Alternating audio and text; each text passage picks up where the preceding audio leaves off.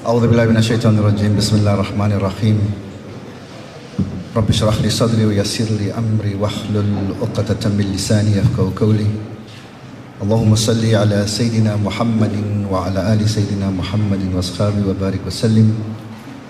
In the name of Allah, the Beneficent, the Merciful, the Compassionate, all praise, all thanks, all appreciation is to Allah, our Cherisher, our Nourisher, the Sustainer of the heavens, what is beyond the heavens, the earth, what is beneath the earth, and everything in between. So too we place peace, blessings and salutations on Allah's Prophet Muhammad sallallahu alaihi wasallam, his purified household and his companions.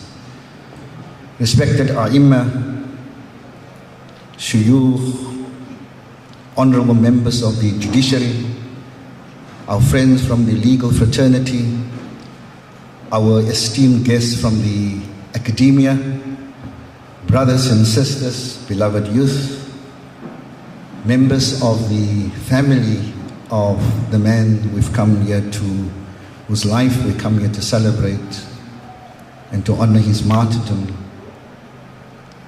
and of course the committed members of the movement Qibla under the leadership of the unwavering support of our beloved Imam Ahmad Qasim and the executive team, and of course the last couple of weeks the team, the small dedicated and committed team that has worked tirelessly and literally burning the candles on both sides to make sure that we have tonight a critically important night in the calendar, our annual calendar. And just last night I was reminded by one of the mothers of the revolution. She doesn't like to be mentioned, but I'm big enough to take a hiding at my age.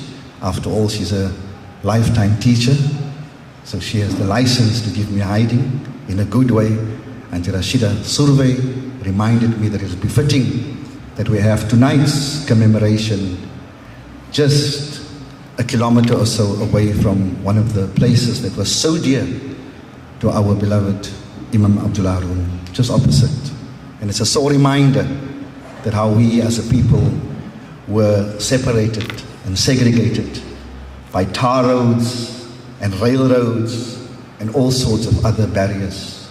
Tonight, without any further ado, I'm going to call upon, as in the spirit of our more than 300 years of history, and in the spirit of what our Imam had left us with, that we're going to start tonight's opening with the recital of the Quran and a dua rendered, of course, by our friend, always willing, always able, always enthusiastic to come and join us. Please welcome Sheikh Ridwan Railan. Shukran.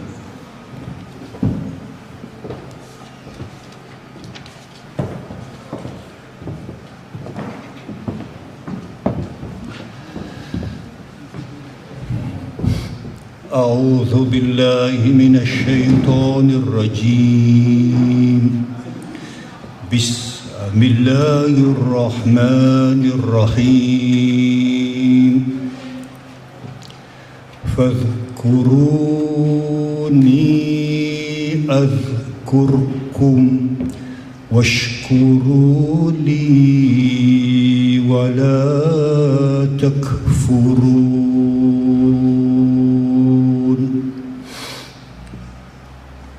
يا أيها الذين آمنوا استعينوا بالصبر والصلاة إن الله مع الصابرين ولا تقولوا لمن يقتل في سبيل الله أموات بل أحياء ولكن لا تشعرون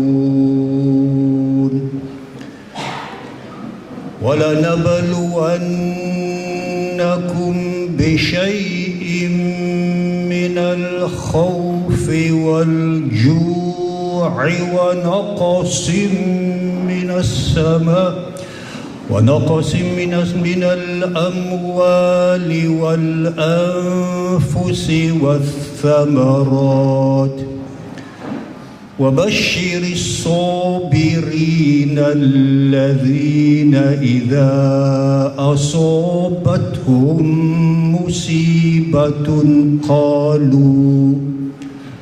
قالوا إنا لله وإنا إليه راجعون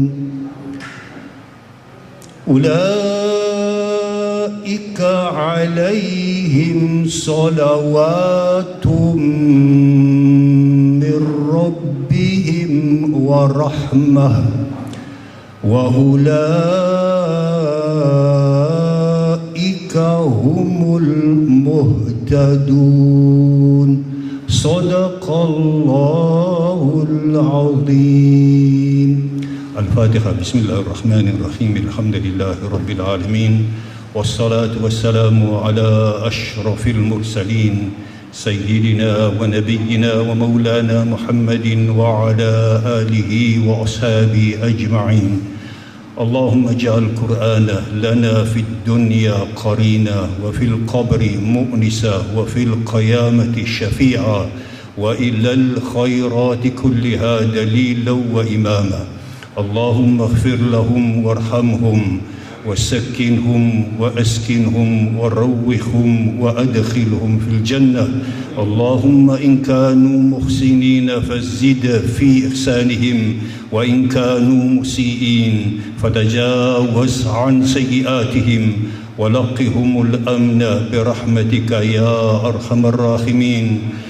اللهم اغفر لهم وارحمهم وعافهم واعف عنهم وأكرم نزلهم ووسع مدخلهم وأغسلهم بالماء والثلج والبرد ونقهم من الذنوب والخطايا كما ينقى الثوب الأبيض من الدنس وأبدلهم ديارا خيرا من ديارهم وأهالا خيرا من أهالهم وأزواجا خيرا من أزواجهم وأدخلهم الجنة وعذهم من عذاب القبر وفتنتهم ومن عذاب النار.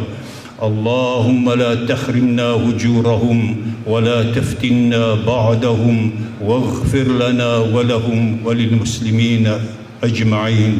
فروح وريحان وجنة نعيم. يا أيتها النفس المطمئنة ارجعي إلى ربك راضية مرضية فادخلي في عبادي وادخلي جنتي.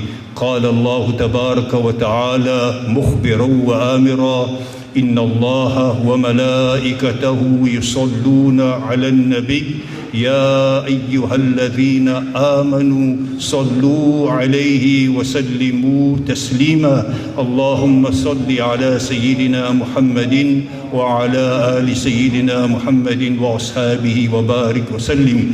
دعواهم فيها سبحانك اللهم وتحيتهم فيها سلام وآخر دعواهم أن الحمد لله رب العالمين.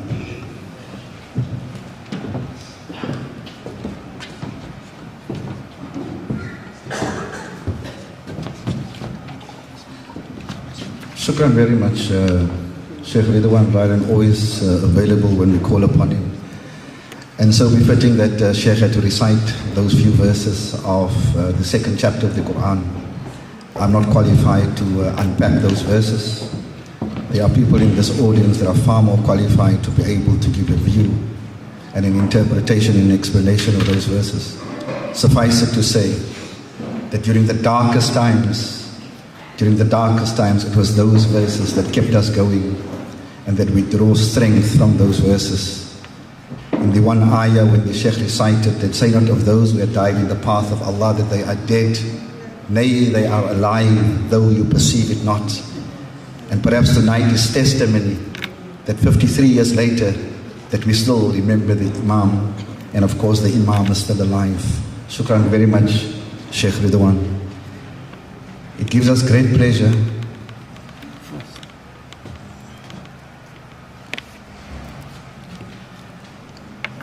they say that change is constant, and there aren't many things that we're guaranteed of. But the one thing that we're guaranteed of is that change, and change can happen at the very last moment. At the very last moment. There's a change in the program, and so I just need to reconfigure my mind, because my opening and my introduction was going to be for another speaker, but that speaker has now changed. So it gives me, I'm not even sure whether I'm privileged or I'm humbled beyond words to call upon the person, and we are indeed jealous of this person, because after the demise and the martyrdom of the Imam, for exactly 50 years, she was the one person that constantly was at the side of the wife of Imam Abdullah Haron, Lady Halima, the youngest daughter of Imam Abdullah Haron, and Lady Halima, Fatima Harun Masud, who persevered against all odds during the darkest of times, here sometimes alone in South Africa, because her siblings were in Botswana and in the UK respectively, and she stood here. I am humbled beyond words to call upon Fatima Harun Masud, who's going to deliver a poem or a letter to her dad. Please welcome, as I do, in the most humble way, Fatima Harun Masud.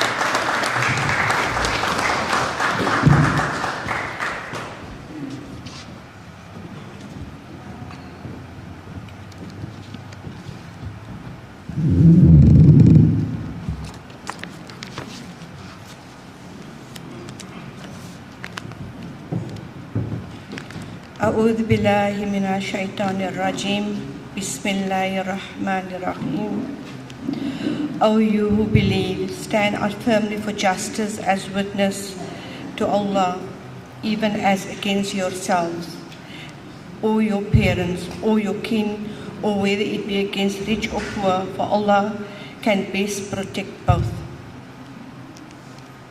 Respected Imams and elders, esteemed members on the panel, distinguished guests, ladies and gentlemen, brothers and sisters, Assalamu alaikum wa rahmatullahi wa barakatuh.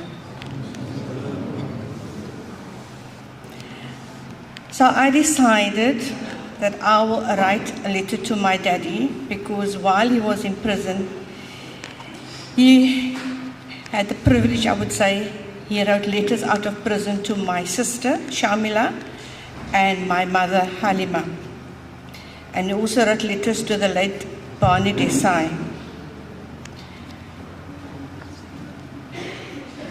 Dearest Daddy, through the passage of time and life's steady flow of emptiness, I always wondered what life would have been like if you were at my side.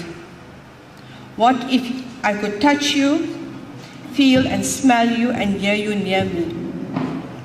Would your voice have comforted me like a hummingbird hovering over a flower? Would the whispers of a parent's sweet praise have soothed my soul? I have lived in your shadow, drawing strength from the stories and the memories that so many others have shared. Why could I not have shared my own story? I was just too young when you left me. Too young yet to engage with your thoughts and your imagination. As the seasons changed and life took its course from her early years into adulthood, Shamla was in England, Muhammad was away studying, and Mommy stood tall, facing all adversity. When she held my tiny hands in hers, journeying me through life, she would often say, your daddy did good. I know, because Allah never gave up on me. I remembered being by her side the day you were taken from our home, and the infamous, notorious Speaker van Wyk bellowing from the top of his voice and making it very, very clear to Mommy You will not be allowed to see him while he is in solitary confinement.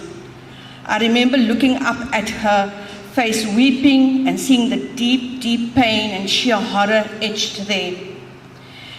She had to start a new chapter without you, Daddy, and so did I.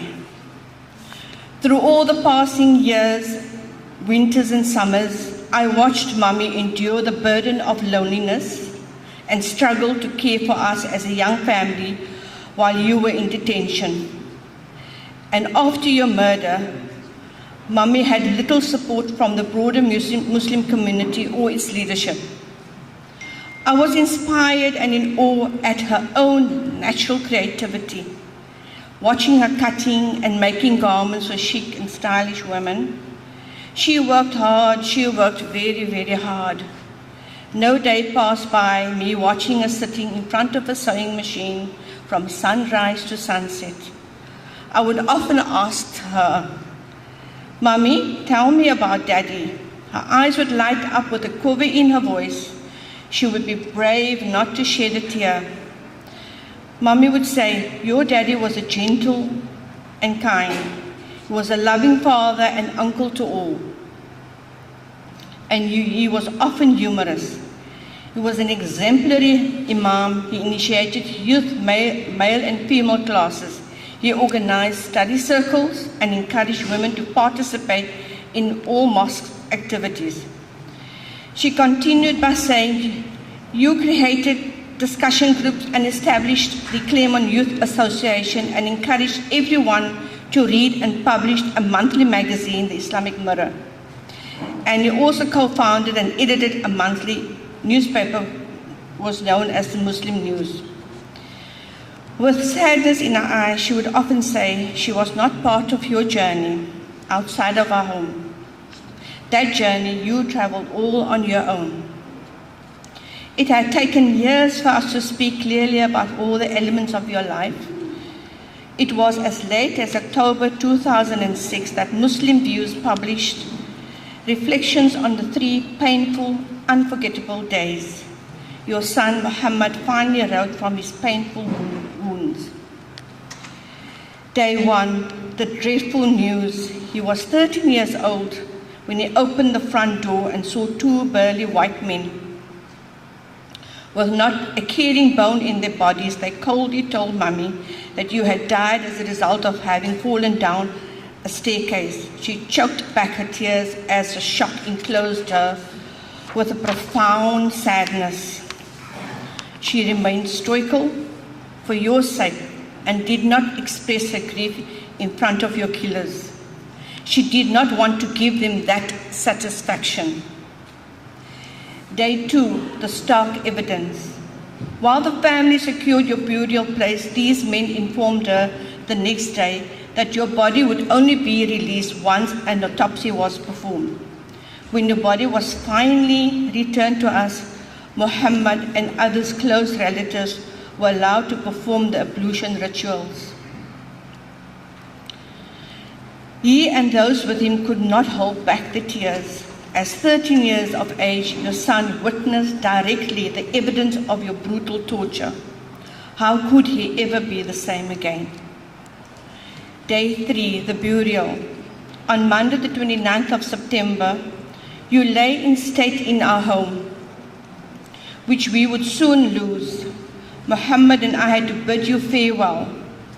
We kissed you on your forehead and cupped your cold face with our tiny hands. We were 2 babies taking leave from you. His resentment towards the apartheid system was a constant feature of my life. I watched him become from deeply resentful, critical, and later cynical, especially after Mommy lost the house, which she had helped to contribute financially. Our family was torn asunder. My path was destined and carved to serve your memory, sir. I had to take the stand so many times to face a crowd of people. The incoherency and the quiver in my voice was very noticeable. Daddy, you played a functional role in bringing about social change. I drew strength from your moral purpose and how you engaged the broader community. 53 years on, the pain of your death and the memory of your martyrdom has evoked a moral responsibility. I remind myself first that the blood of martyrs are not spilled in vain. Your legacy, Daddy, continues to have an enormous impact on such a broad spectrum of people across the world. I too have learned that your love for children was boundless. I have learned, sir, that you helped the young and the old. You consciously cared to visit the needy and the poor. Your compassion and deep understanding for the destitute and the underprivileged knew no boundaries. Yes, sir, you were a living embodiment of Ubuntu. I have grown into the knowledge that you, Daddy, did not only live an exemplary life as an imam or a man of the cloth, you also committed yourself to the political fight against apartheid. You could never imagine how your memory had been lauded here and across the world. You have received posthumous and human rights awards. Books have been written about your life. Newspaper articles. Radio and television interviews are endless. The Imam Haron Education Trust was named in your honor. Documentaries to provide a factual report and account of your life's journey. The commemorations, the dhikrs and the khutbahs held in your honor are too many to count. Your life had been brought alive in at least 2 theatre productions and a road and a hall named in your memory. Your grave, sir, and the masjid where you served as an imam has received heritage status. But beyond these kind honors, it is important to keep the lessons of the past alive. Sir, I write to you to inform you that the Minister of Justice and Correctional Services has approved to reopen the inquest into your death in detention. As an anti-apartheid activist, your autopsy in the 1970 inquest revealed 26 bruises and wounds. In 1970, the police claimed that these bruises were because you fell down the stairs and you had a heart attack. We now have renewed energy that your files that had been classified for 5 decades will be reopened and that the ruling of the 1970 hopefully to be overturned in an open court as from the 7th of November to the 18th of November. We hope that this process will bring justice to some form of closure to us as your children and that of the victims' family group and the broader community you served. Daddy, I thank you for standing by your moral conviction, for your selfless principle stand and your fiery determination, standing up and publicly denouncing the apartheid state. Our beloved father, Ash-Shaheed Imam Abdullah Haron, may Allah grant you and all martyrs the highest in paradise. At your death, Daddy, we as a family were divided. Mommy had to rebuild a new life, a home of our own. Before and Mommy were married by Islamic rights. The system called us your children, the illegitimate children. Daddy, let me share something deeply personal with you. Let me share something deeply personal with you. We, your children, were not present when you took your last breath as you left this dunya. But Allah honored us all 3 children, to be present at Mommy's side when she took her last breath. The most amazing thing she said in the last few hours of her death, she asked for her sewing machine. She asked for her measuring tape, and she asked for her scissors. As inaudible she was, we managed to understand what she wanted. And as we brought the sewing machine in front of her, she showed us we need to put it down, and she stroked it. She gently stroked it with her frail hands, everything soft, and she was just, we knew it was her last, but when we didn't know. And then she asked to put the tape measure around her neck, and then she asked for the scissor to be put in her hand. And my sister asked, what are you going to do? So she said, ek gaan vir Fati 'n rok maak. That is what she used to do every weekend when I was a young girl. And she did not allow us to remove the machine because she wanted the machine to be by her bedside, not knowing that that was saying farewell to her creativity and to that which brought her wealth in her life and her barakah and rizq. But with Allah's mercy, we were by her side. We had the privilege to recite the kalima and render the dhikr for Mama in her last hours. It was such a moving and humbling feeling to be in Mummy's presence. One could feel the peace and the quiet of the night. No breezy wind. The night felt angelic. The night sky was aglow with bright stars because her body started cleaning itself. She just started cleaning herself.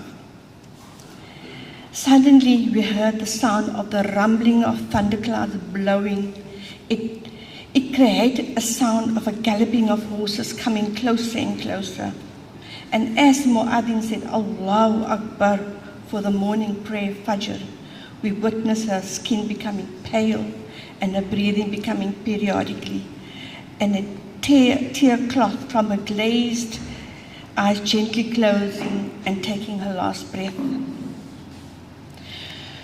To Mummy, my deep sense of gratitude for standing by my side all of my life. A woman of few words, you were my hero. By your bravery, you showed me courage. By teaching, you taught me discipline. By patience, you instilled in me tolerance. Your understanding brought appreciation and love. Through all your challenges, you remained steadfast. I will always admire your quiet heroism. May Allah forgive you. May you reach a high status of Jannah. Ameen. I conclude by affirming your own words, Daddy, as quoted in the book, The Killing of the Imam by Barney Desai and Cardiff Mani. Enthusiasm is the vehicle of my life. Contemplation of Allah is my compassion. Faith is the source of my power. Sorrow is my friend. Knowledge is my weapon. Truth is my salvation. Worship is my habit, and love of all men is the core of my belief. Your loving daughter always, Fatima. Shukran.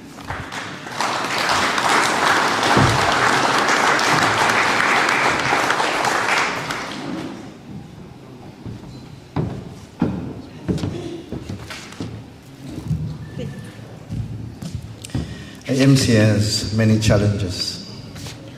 And we've just witnessed one of the most amazing challenges of the MC, to be able to be composed and steer the ship after such a moving, absolutely moving narrative. Oftentimes when we speak about great men and great women, we get swept away by their narrative. And very rarely we have the occasion when somebody comes here and speak from personal and give and proffer a personal narrative. We are indeed privileged, Fatima, that you have shared that with us tonight. Oftentimes, it's these kind of stories and these kinds of narratives that are confined to either the bed setting or the sitting or recliner of a psychologist or a counselor. We now know that psychologists would tell us that if you want to make peace, or if you want to start a healing process, the first thing is to acknowledge that there was trauma or there was pain. And then the second step would be to do something. And oftentimes we hear psychologists say, write a letter to the person that you want to address, or go and visit the grave of that person. You've shared that letter with us. The most intimate terms, Fatima. And we can't thank you enough. We are just privileged beyond words. Shukran for that. From a personal narrative to a more legal narrative, we are privileged to be in the company of one of our stalwarts, an academic himself, a tireless activist, and a person that never says no when the call for justice and steps to be taken in the direction and for justice, always available. Please welcome our friend, always timeless, Professor Frank van der Horst.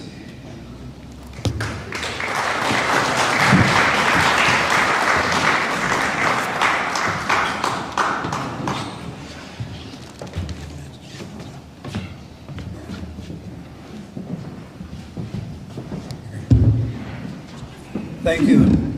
Good evening, ladies and gentlemen. Today we celebrate the 53rd anniversary of the martyrdom of Imam Abdullah Haron, who was murdered by apartheid while he did. I remember the days because I taught his daughter Shamila, and it struck me very deeply. The newspapers of the time described him as having fallen down the stairs, but very few people believed it. Even the advocate said that the injuries, the bruises, did not correspond to the claims by the police. 28 bruises were recorded on his body.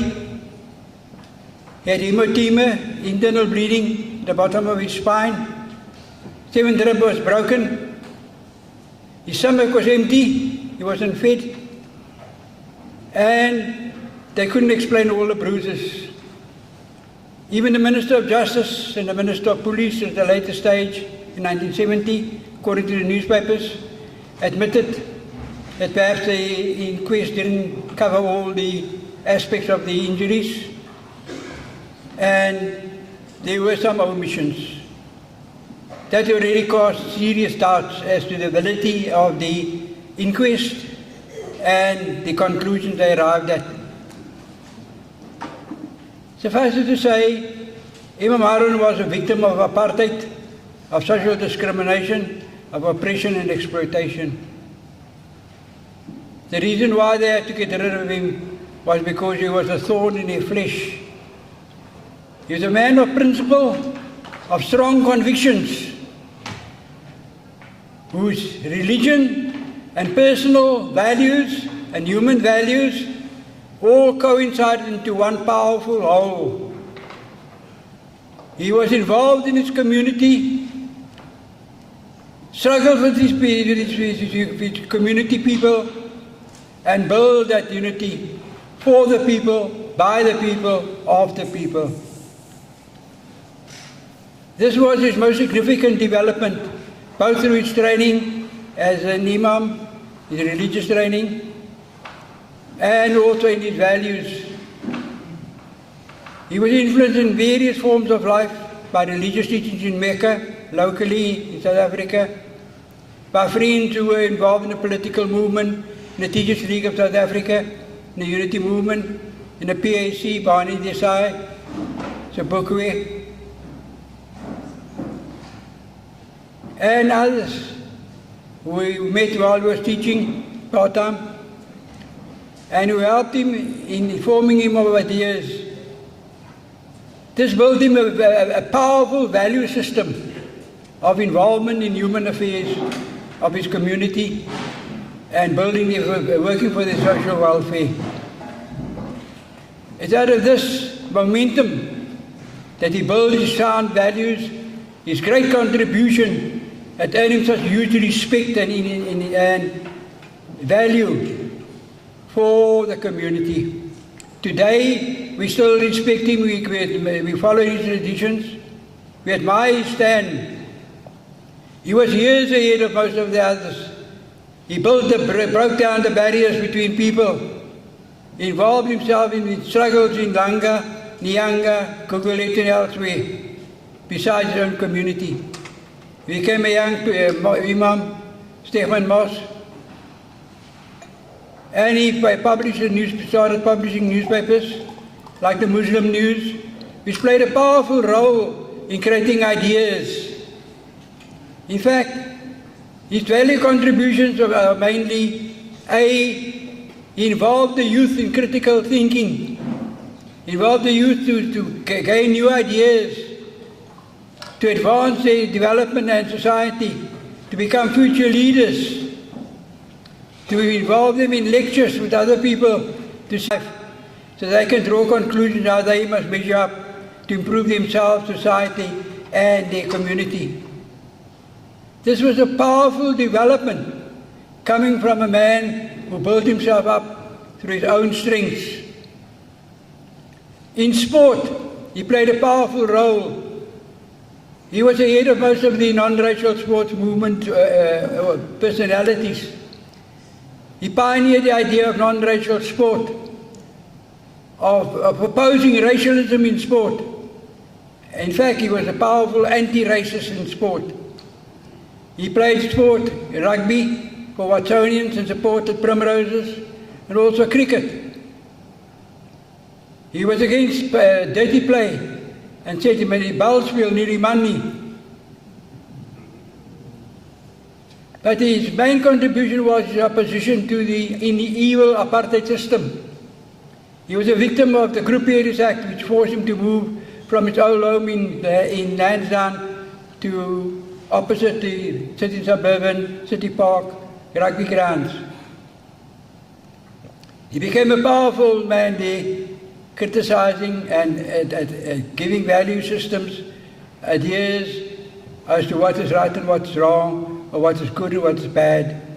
And in this way he became very influential and highly respected. He became a patron of the City Suburban Rugby Union.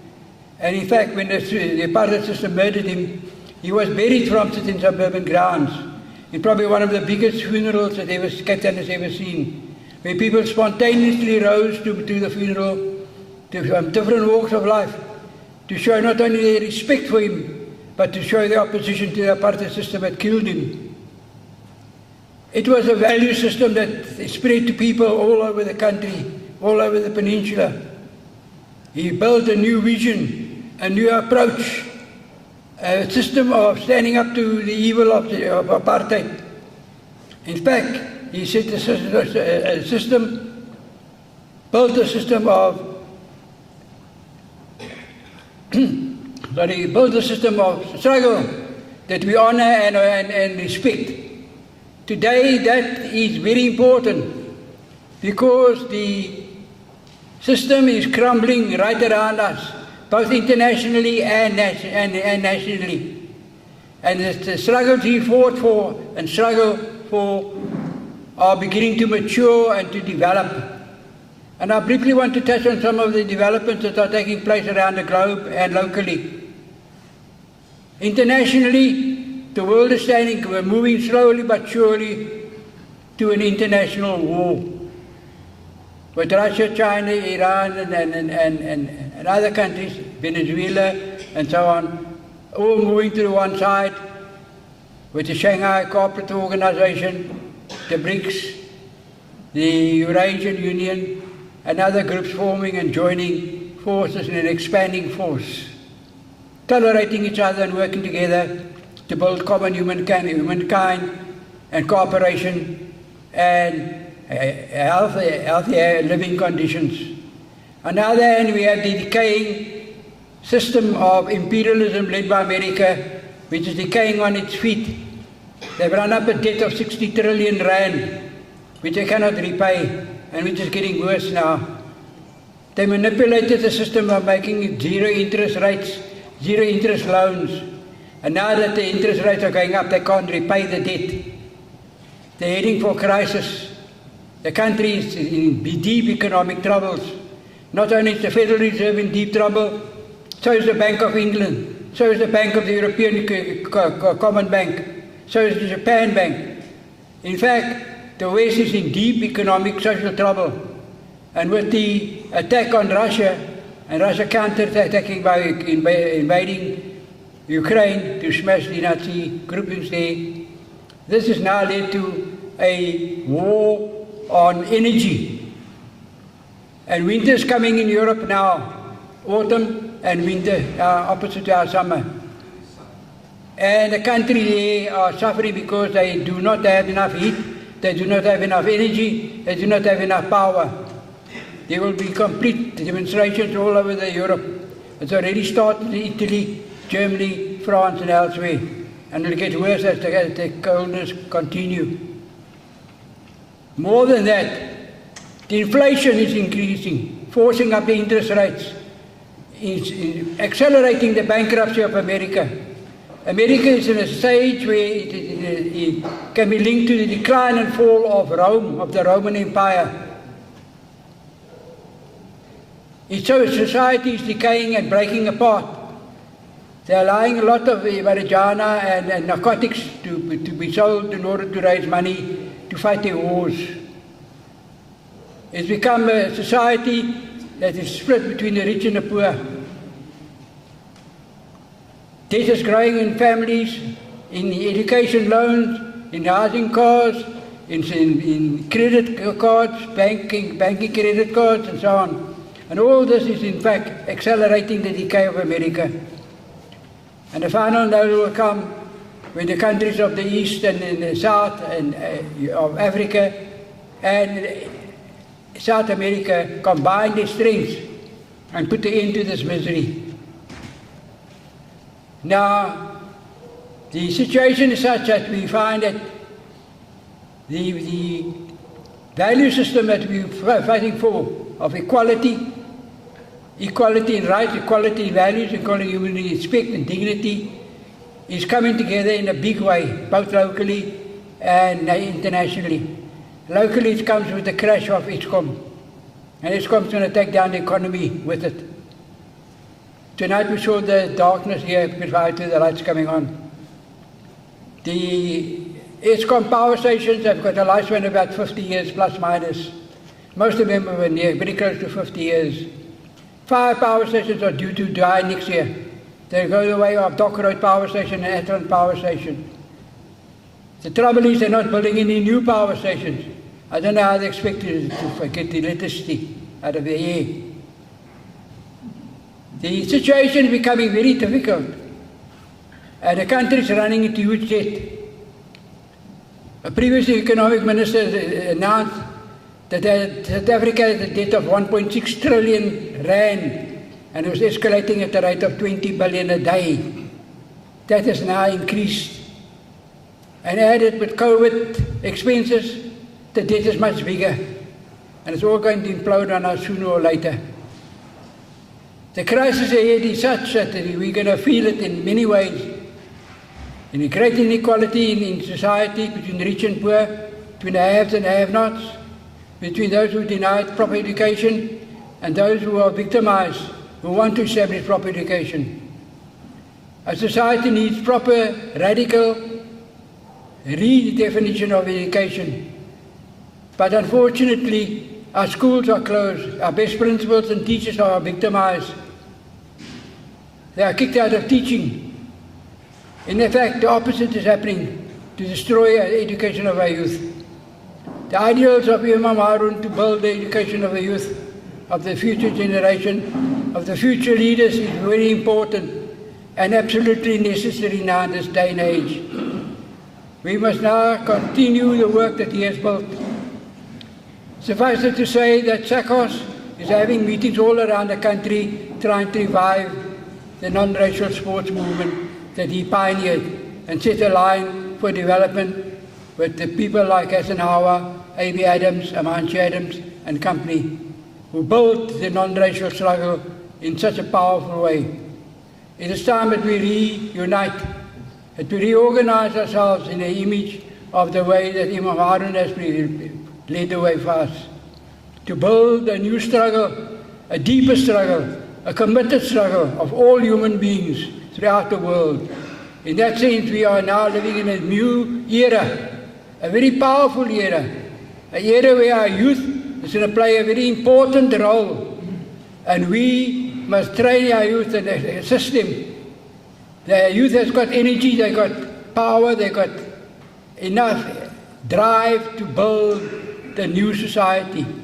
What they may lack is experience, and here the older generation can assist in passing on the knowledge and the wisdom they've gained in experience to make it a complete and whole, powerful method of struggle. In this sense, I want to say the struggles of Imam Abdullah Haron was not in vain. It's needed. It's very important that we combine it now into a powerful vehicle for struggle.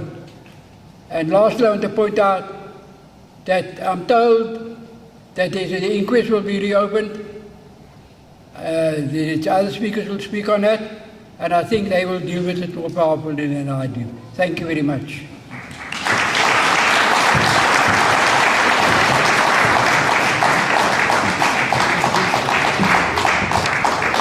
Thank you very much, Professor Frank van der Rost. Thank you very, very much. I often think of Professor as a walking encyclopedia.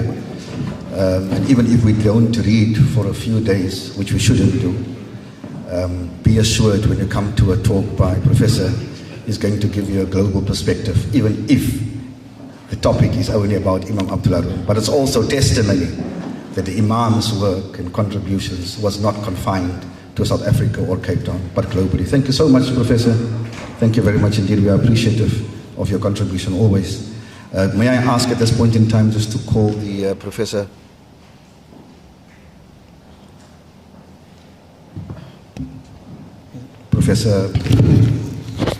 Muhammad Haron to join us in front at the table. Thank you. Staying with the topic of justice, we are told, and we've observed in South Africa in particular, how even the judiciary could be captured. Tonight we are privileged to be in the company of someone who stood the test of time, someone who stood against all adversities in the judiciary, and not to be able, nobody can capture. We are proud at the foot of Table Mountain to have such a person joining us tonight. We take lesson from Socrates, who says about judges that he is one who hears with courtesy. He is one who answers with wisdom. He is one who considers with sobriety, and ultimately is one that makes decisions on impartiality. Please welcome our judge, often known as the People's Judge, Siraj Desai. Thank you very much for that very kind introduction.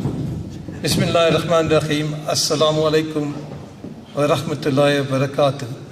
Ahmed, when you invited me here this evening, you did not tell me that I was going to share the platform with Frank van der Rost. You know, it's a real privilege to hear Frank speak again. I haven't heard him for a long time. Let's give him another round of applause. Despite advancing years, he remains an unrepentant revolutionary, an unrepentant internationalist, and somebody we could always look up to. Frank, I'm proud of the years I spent with you in various forms of struggle, and I'm proud of the fact that we're sharing a platform here this evening again. Thank you very much for your very valuable contribution. You know, this evening, if you watch the international news, in India there was a swoop on all the Darul Ulums, and there's a coordinated attack all over India where they arrested a number of people, so-called, they called them terrorists, but they look like very ordinary people. And my fear is, with the rising fascism in India, that these arrests will lead to the emergence of more Imam Haruns in India. That nation is capable of that level of violence. And the crime that they're being charged with, the terrorism that they're being charged with, according to the newspaper reports or the TV reports, is that they're distributing money to young people in various institutions. So I think we should watch that developing situation very carefully. You know, I've also recognized, may not forget to recognize, so many of our struggle heroes here today. I've seen Nabil Swartz, Frank we've mentioned, there are many, Yusuf Patel, there's Eugene Kenkras, and of course our good Imam here. You know, it's humbling for me to stand in the presence of such outstanding heroes of our struggle. That we still are here today despite the adversities of a pandemic shows something of our own resilience, perhaps, that we live to talk another day. Now, coming to the subject under discussion, Some years ago, or some decades ago, I instructed the late Ben Keys as counsel. I was then an attorney before I became an advocate myself. And in the box was Spyker van Wyk as a witness in a trial within a trial. And you know, those of you who've been to courts will know the first question a policeman normally says, like a constable in the South Afrikaanse polisie and so on. So Spyker goes into the box and he says, ek is 'n sergeant in die Suid-Afrikaanse polisie. Uncle Ben stands up and says to him, nog altyd. And the guy blushes. It has nothing to do with this case. And he blushes, he totally turns apple red. And I was too young to know what it's all about. And I quickly learned from my colleagues there that if you hadn't passed standard 8, you couldn't become an official, you couldn't become an officer. So he's making the point, okay, you're still a semi-literate, illiterate fellow. So nothing to do with the case, the sensitivities of a child. So we're walking, the case was out in Hermanus, and I was walking with Uncle Ben on the beach. I said, Uncle Ben, what was that all about? Why did you ask him about his standard 8? He looks at me and said, Raj, don't you know, he killed Imam Haron. You know, Ben was involved in this trial, and they firmly believed that Spyker was the principal perpetrator of his murder. You know, that's whether the inquest finds that or not is another issue. But I think our people believed that he was killed principally at the hands of Spyker van Wyk and his colleagues at that time. Now, the inquest itself, we all know what inquests are. We've seen in newspapers what inquests are all about. We've seen the Biko inquest, which ran for a long period of time. Those of you old enough to remember that. Now, it's a difficult issue to have an inquest for the family. It's a difficult issue for the family because you see the injuries being aired on national television, or nowadays on television, in the newspapers, in the public. And it's a very sensitive matter.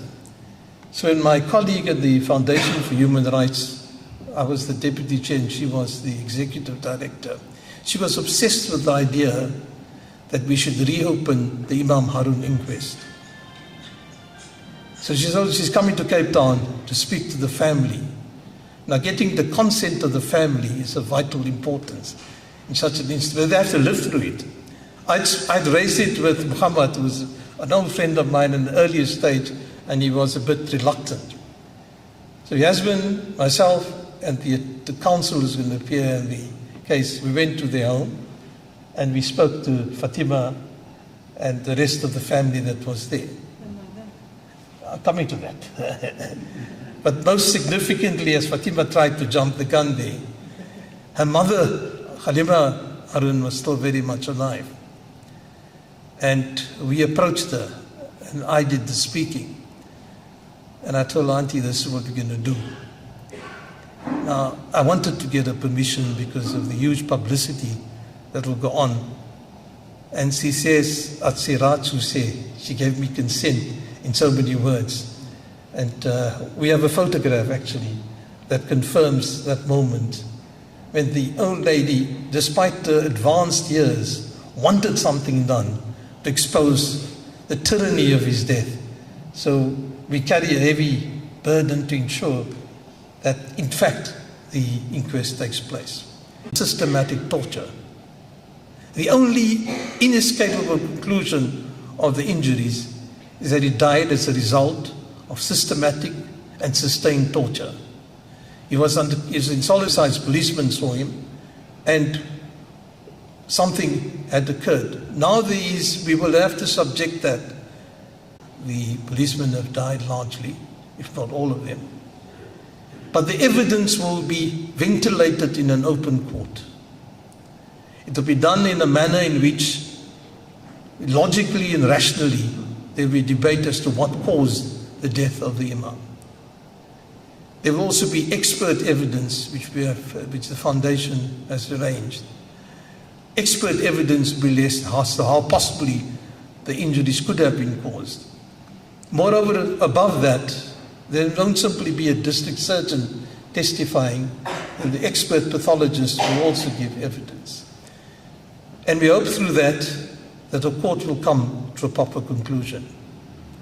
A proper conclusion in this case is simply one, that he was murdered, that he was tortured to death, that he died as a result of sustained aggravated assault. Whether the court comes to such a dramatic finding or not is to be seen. But we cannot see any other result than the result that the world to show, for us to show to the world at large, that Ash-Shaheed Imam Haron died at the hands of the apartheid system. I agree with Frank van der Horst that he was killed because of his sustained support of all levels of struggle. He was a member of the PAC, but he worked closely with the unity movement. The second bit is important, because then he also shared the anti-imperialist vision of the unity movement, which is what he stood for.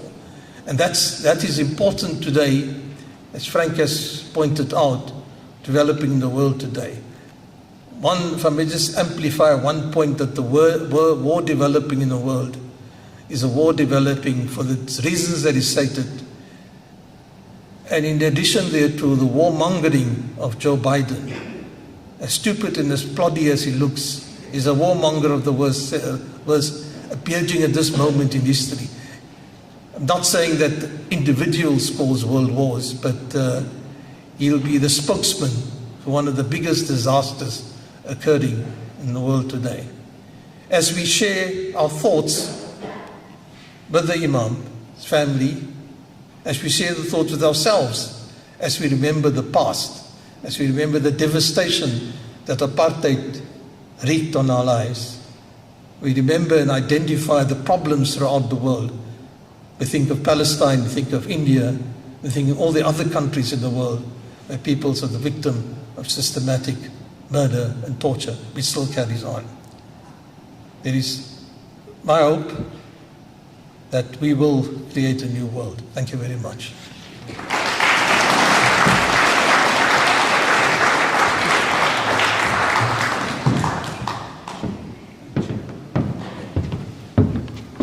Thank you very much, Judge Desai.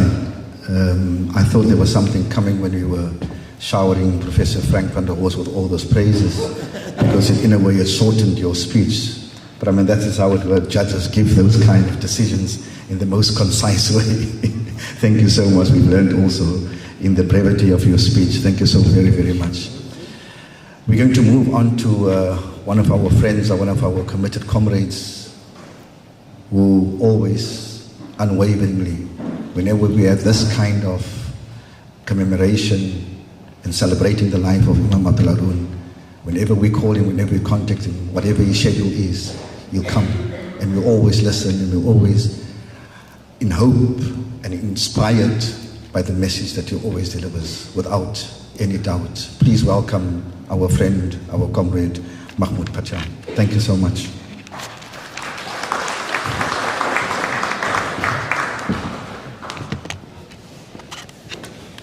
Revolutionary greetings. Assalamu alaikum wa rahmatullahi wa barakatuh. The universal greeting of peace to one and all. Program organizers, honorable and distinguished guests of Ash-Shaheed Imam Abdullah Haron, daughter Professor Haron, Judge Siraj Desai, Professor van der Horst, Imam Ahmad Qasim, and most importantly, all of you who are here this evening who have taken the time to be here. My focus or my mandate is primarily on the implications of Ash-Shaheed Imam Abdullah Haron's martyrdom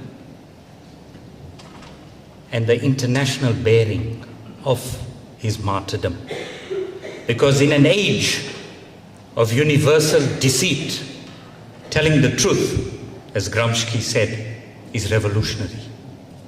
Imam Abdullah Haron, his martyrdom, his torture, his incarceration, his isolation for 123 days or more, was not only telling the truth, it was, as Che Guevara said in that famous speech of his at the United Nations, patria or muerte.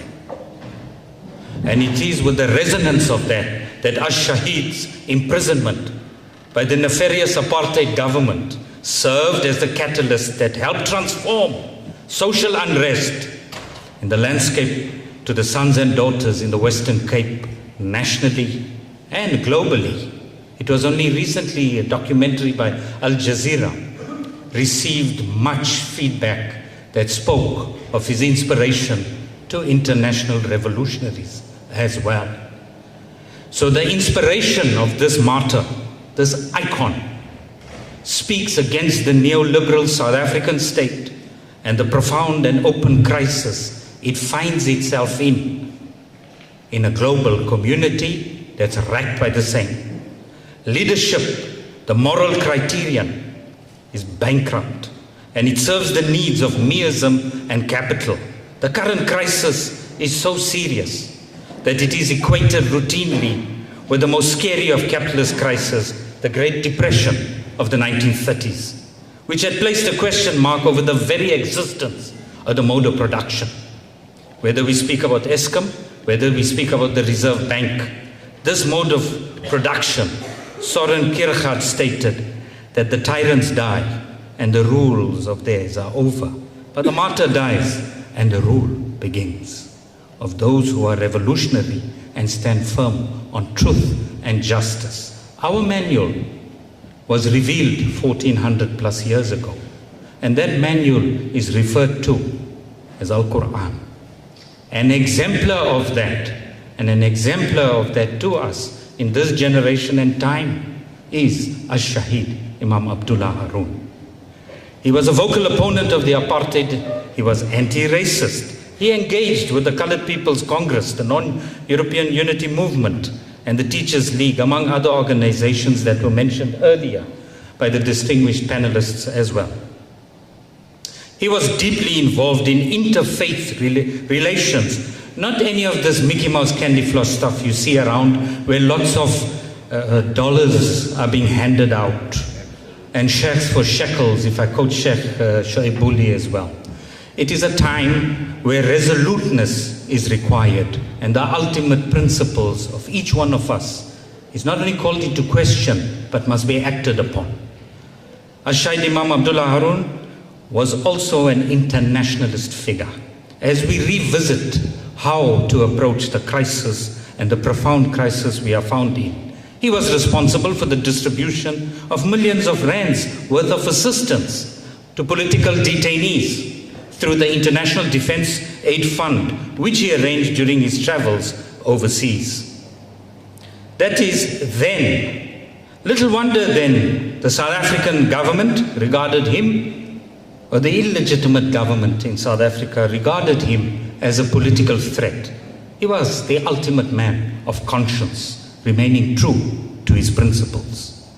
Iconic in the sense when we think of the other 9/11, when President Salvador Allende, who was democratically elected through the machinations of the CIA, was removed from power.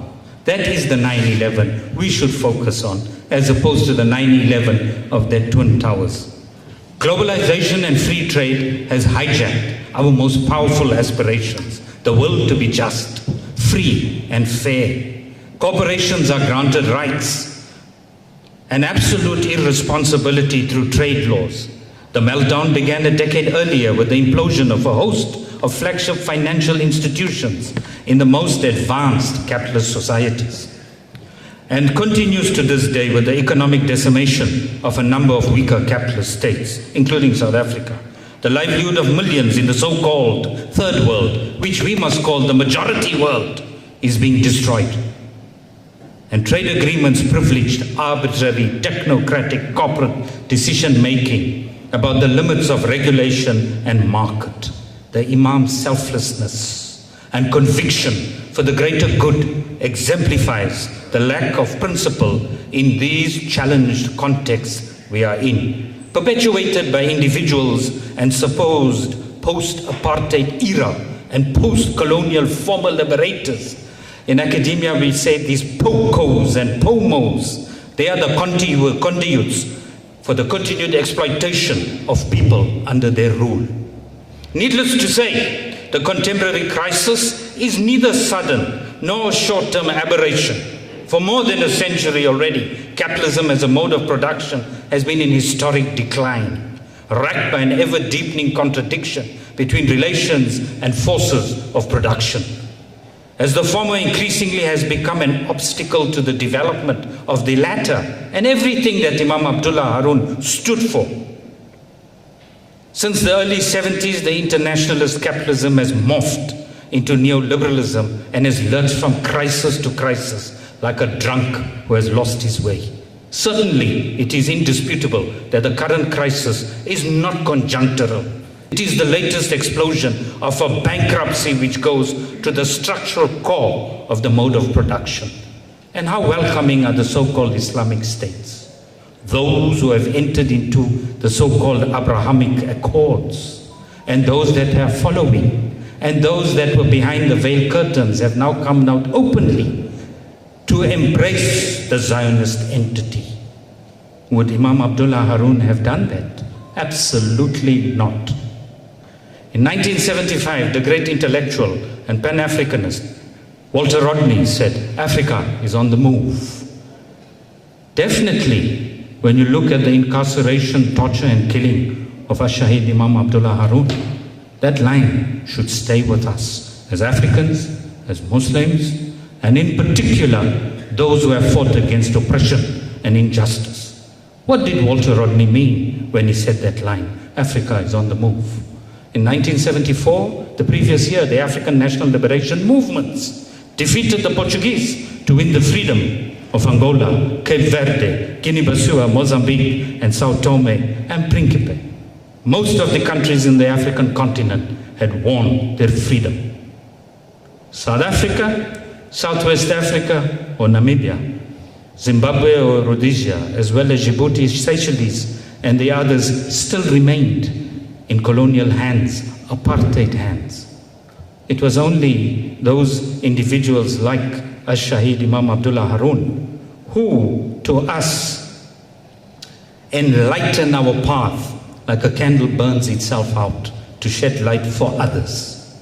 So you activists, scholars, revolutionaries, and the working class that are here today, we say to all those who are inimical to justice and truth, we are here and we will continue in the proud tradition and legacy of Ash-Shaheed Imam Abdullah Haron.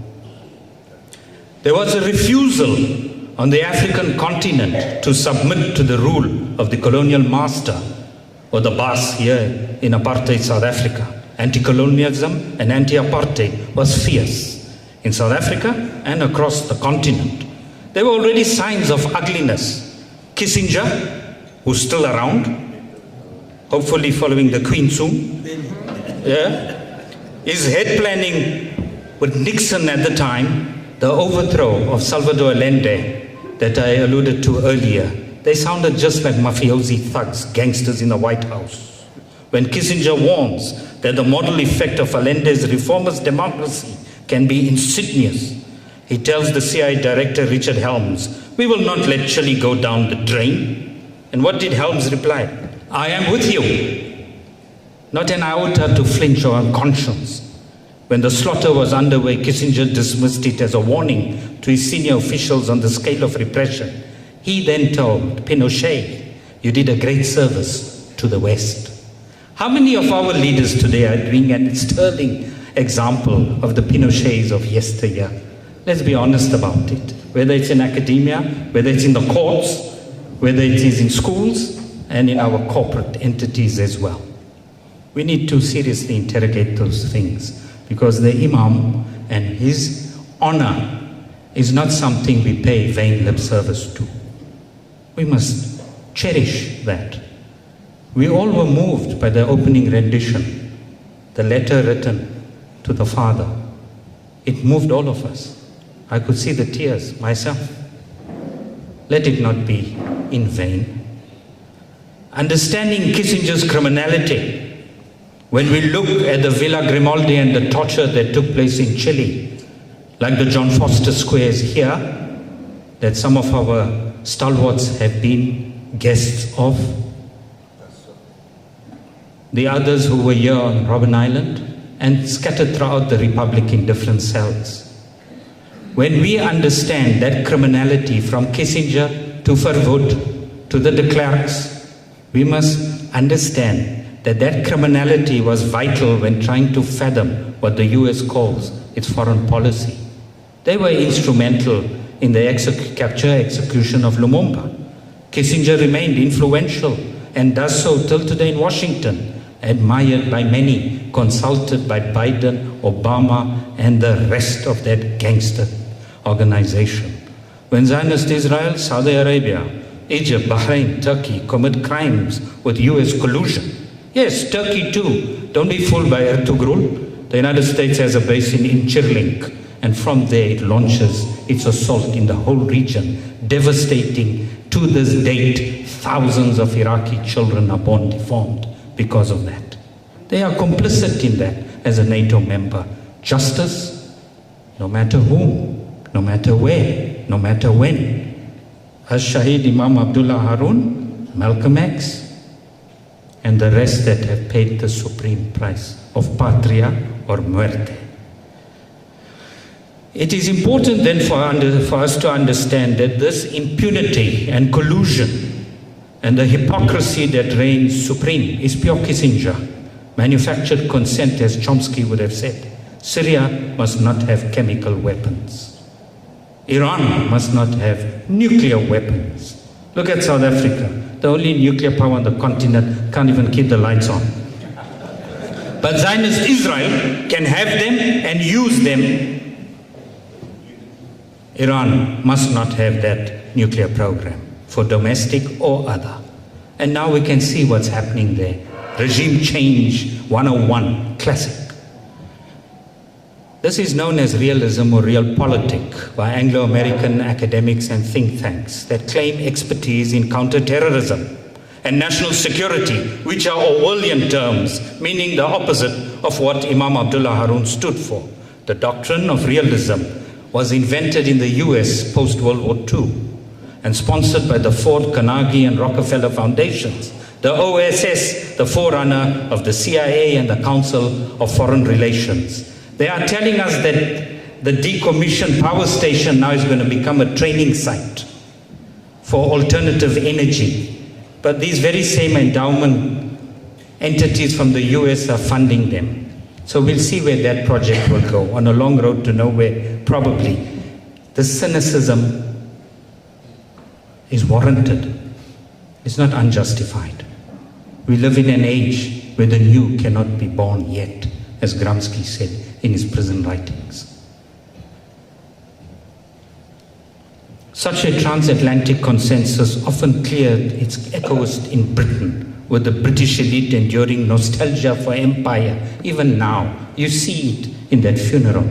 African leaders who went to pay homage, the Uncle Toms, they were put in buses while Biden had a limo. How proud they were as Uncle Toms. What an insult to us, and an insult to those who paid the ultimate sacrifice. The violent death of more than 1,000 people on a daily basis by drones.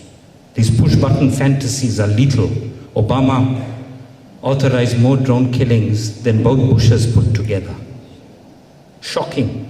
Yet he was celebrated here when he pranced around in South Africa. The violent death of all those children are on their hands. Let me now turn to the preamble of the inquest. We come back to a guarded optimism that we have, as opposed to pessimism with this inquest that will commence in November. In its preamble, the inquest states, Act 58 of 1959 as amended in 1996, the provision is made for the holding of an inquest in cases of death occurring from other than natural causes. We've heard the Honorable Judge tell us that there should be no other conclusion except that of murder. But that investigation that must take place in this inquest, which is not a trial, it's not a trial, it's a fact-finding mission to determine the facts as to what has happened. It makes us think of another famous inquest also, which we must also bring together. The Craddock 4, when Magistrate E. de Beer was invited by the Chaskelson to reach a conclusion that they were murdered, he too, like Magistrate Kuhn, decided to toe the state line. There was not a semblance of independence there in their judicial or magistral thinking. And we hope that the inquest now would bring some closure for that which we have speculated but rightfully understood to have been what took place in those 123 days. One cannot even bear to think, as the late Mangaliso Robert Sogupwe's son said, I could not understand the mental torture and anguish my father had to bear in solitary confinement. Can you understand what it must have been like for 123 days? Absolute torture. For a man who was an individual with the community, interacting with human beings on a daily basis. Unspeakable. So when we look at this Inquest Act, we shouldn't expect much except what the system does. What it did then and what it may do now. Why do I say this? What has happened with Judge Billy Motle's opening of the Ahmad Timol inquest? Nothing. This criminal justice system has failed those who needed it the most. The Constitution is lauded as one of the finest constitutions in the circular world. But by God, nothing of that we see around us except increasing poverty and a lack of justiciability and legal access for those who need it the most. You need money, man, to go to court. You need advocates, man. They charge a lot of money. Nobody does it for free. So when I spoke about the mode of production, that is what I'm referring to. Understand it well. It's a monster.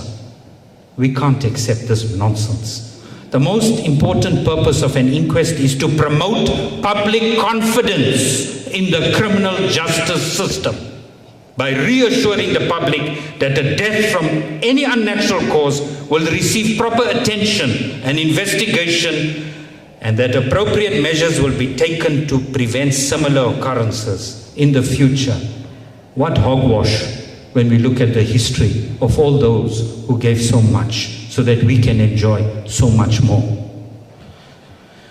It would be better to say, let us not dissect the dead in order to safeguard the living.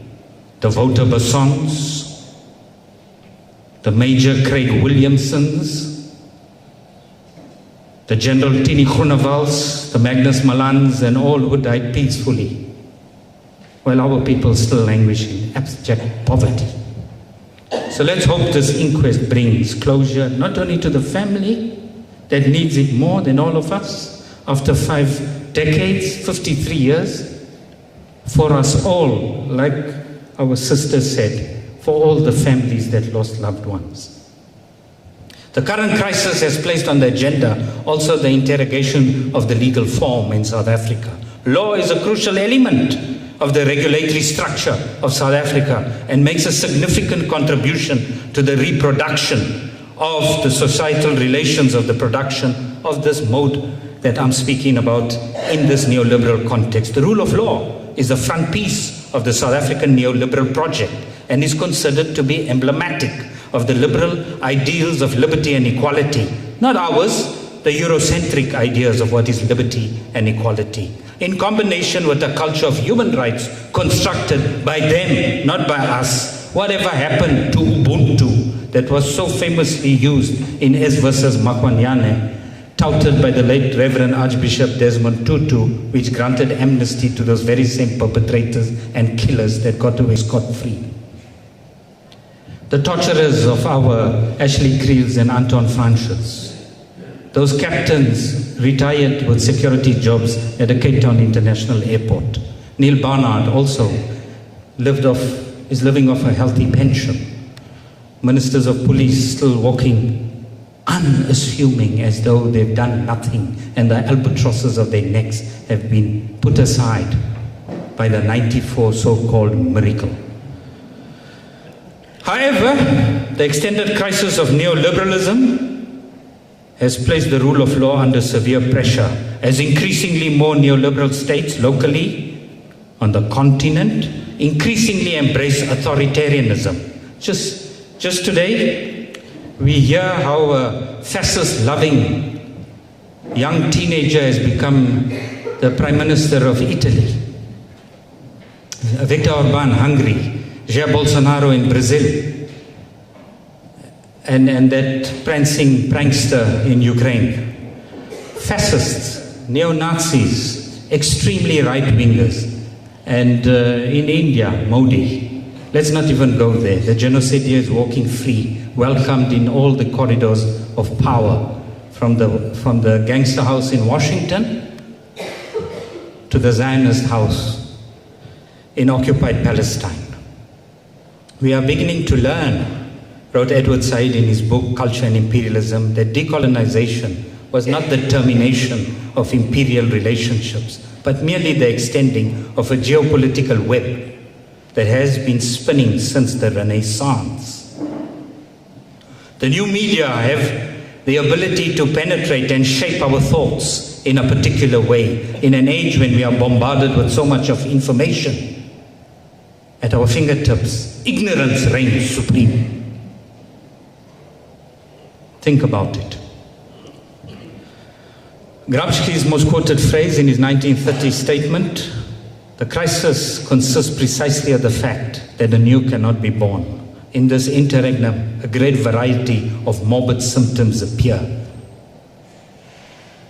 From the torture of children to the killings of women in Yemen, to false accusations of those who stand up for truth and justice, and those who come and pontificate on different podiums, to the applause, and once we leave, everything is forgotten.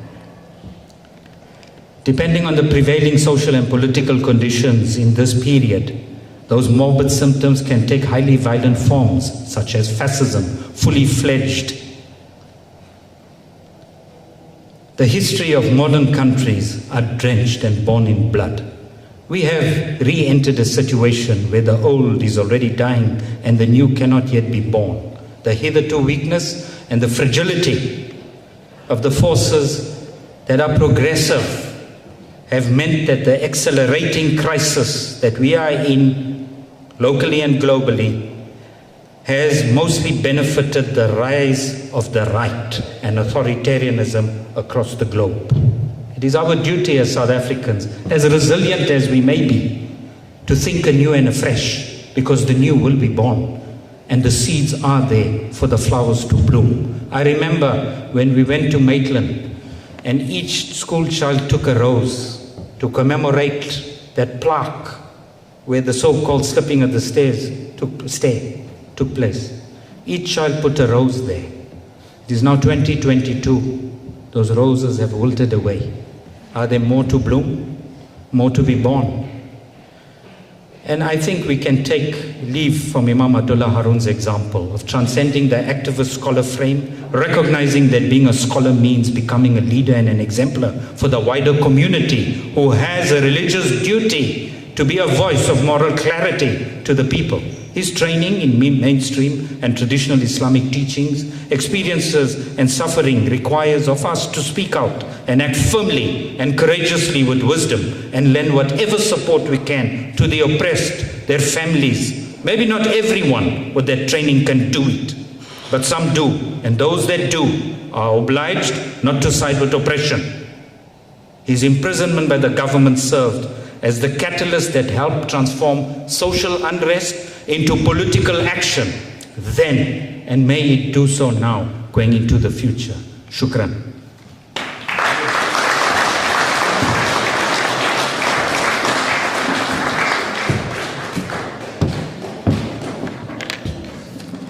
Thank you so much, Comrade Mahmoud Patel. Noam Chomsky, the activist, he warns and he says that history belongs to the winners. only until such time we have people like Comrade Mahmoud to come here and remind us that the martyrdom of one Imam at the most southern tip of the African continent does have international implications. Thank you so much, Comrade, for sitting and as always, delivering with so much passion and so much fervor that we are reminded that there are political maneuverings taking place the world over, whether it is in UK, whether it is in Washington's foreign policy, or whether those decisions made by those drunken bastards in Davos in Switzerland to have those implications filtering down to the African continent and all over the world. Paulo Coelho would remind us that if you really want something, the universe will conspire to bring it to you.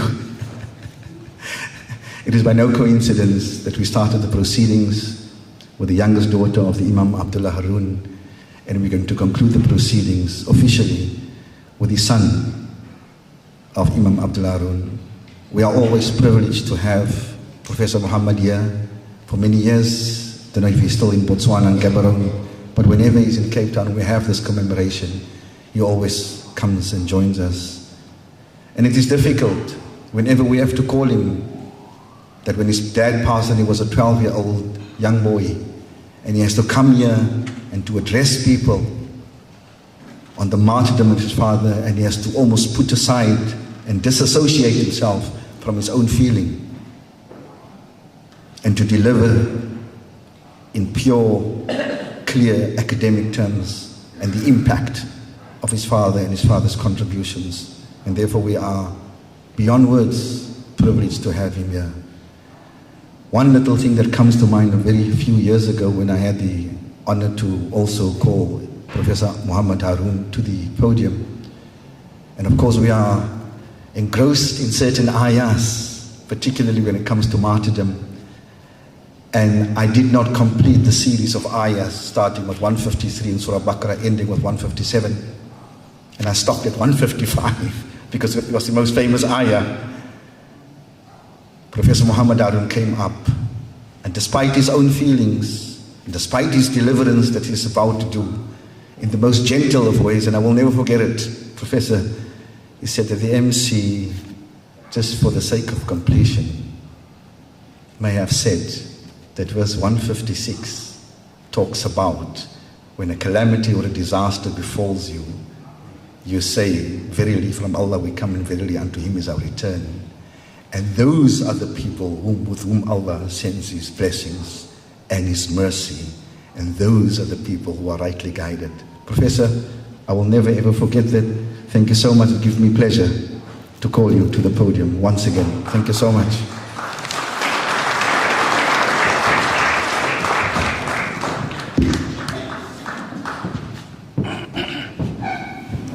Bismillahirrahmanirrahim. Rabbi اشرح لي صدري ويسر لي أمري واحلل عقدة من لساني يفقهوا قولي. Mulweni, good evening. Assalamu alaikum wa rahmatullahi wa barakatuh. Where do I start? That has been sort of running through my mind. What do I say was sort of sitting on my head, so to speak. And as I was listening to our fellow panelists, particularly Brother Mahmoud and then Professor on the host and my good friend Judge Desai, and of course I don't have to comment anything about what my sister had been reading when she read her letter. Let me then start by saying that, let me start from the general to the particular. In particular, I'll be talking about the personal and familial, which I think is necessary at some point. But when we hear about the notion of neoliberalism, the new global world order, the more one reads about history, the more one reads about individuals who have perpetrated so many crimes but seem to have got away, the more cynical one becomes. Not cynical because, of course, we know that we have been created by the Almighty and we'll be returning, as our chairperson just mentioned, because after all, we cannot escape what lays before us, death. But the points that have been raised by our speakers in terms of the maneuverings of these political powers and individuals who have been influencing changes. And Brother Mahmoud just mentioned some of the new appointees. How were they appointed? I think if we sniff around, we'll find that there are roots in all of these new appointees, because the new global order has to move on, have to enact their plan, has to basically make us more pawns than what we were. In other words, we must remain the pawns and just be happy, so to speak, happy with the developments that we are finding ourselves in. So when our President Ramaphosa seemed to say that, yes, we're trying to, ESCOM is doing their best, wonder what the best is. It's so sad that many of our martyrs have died for a just society, just in a true sense of the word, not in a minor sense. We're not saying economic justice, that's one dimension. We're talking about social justice, we're talking about psychological justice, in a holistic sense. And so in a sense, we just feel that they have fallen so short of that very ideal that we have been wanting. For those of us who have lived through apartheid, we saw it, we experienced it. Some of us were jailed, some of us were basically maimed, some of us basically still have the trauma with us. Psychological trauma is still there. When you see somebody whose pigmentation is, of course, whiter than yours, who is in a better position, you think of all of these things. So, in a sense, one has to grapple with this. So on a global scale, we find ourselves in a very challenging environment. One in which, and this is where sometimes I think, how would my father, Rahmatullah alayhi, have responded, have dealt with these intellectually and otherwise? And of course, as had been indicated by the speakers, he would indeed have sided with those who are oppressed, those who have been damned, those who have been suffering. He would never have taken the other side. And that has always been his case during the time he was around. He demonstrated that. But moving from that sort of global picture, again, we can go on and on, because I know it's pretty late. Let me sort of go more to the continental. I mean, Africa itself, as you and I know, has been a begging bowl for the past centuries, not just few years. And sadly, many of the leadership, political leadership, have either been gunned down, those who were sincere, like your Patrice Lumumba and company, and then we can think of many others along the same lines, where there have been troubles. And of course, our continent has become what? For AFRICOM. AFRICOM is an institution that has been set up purposely by the United States of America to basically control the wealth of our countries. And so, when they do so, they say those nomads who are roaming Central Africa or North Africa, they are terrorists. And our professors, Hussein Solomon and company, fall hook, line and sinker, perpetuating that particular notion. And that angers one.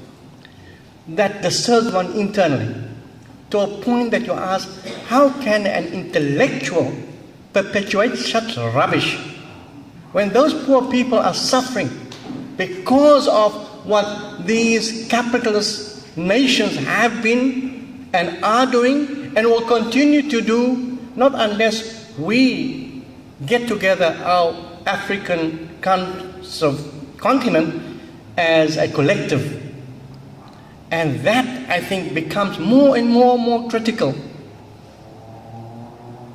And so when you think about AFRICOM, and maybe just to give you an example, I mean, I've been in Botswana for 2 decades, the Americans have been quietly sticking around in the heart of Botswana with a military camp, training the region's armies, whatever. So when they say Al-Shabaab is in northern Mozambique, they're talking rubbish, and people like Solomon perpetuate that notion, and I use this opportunity to speak against people like Solomons.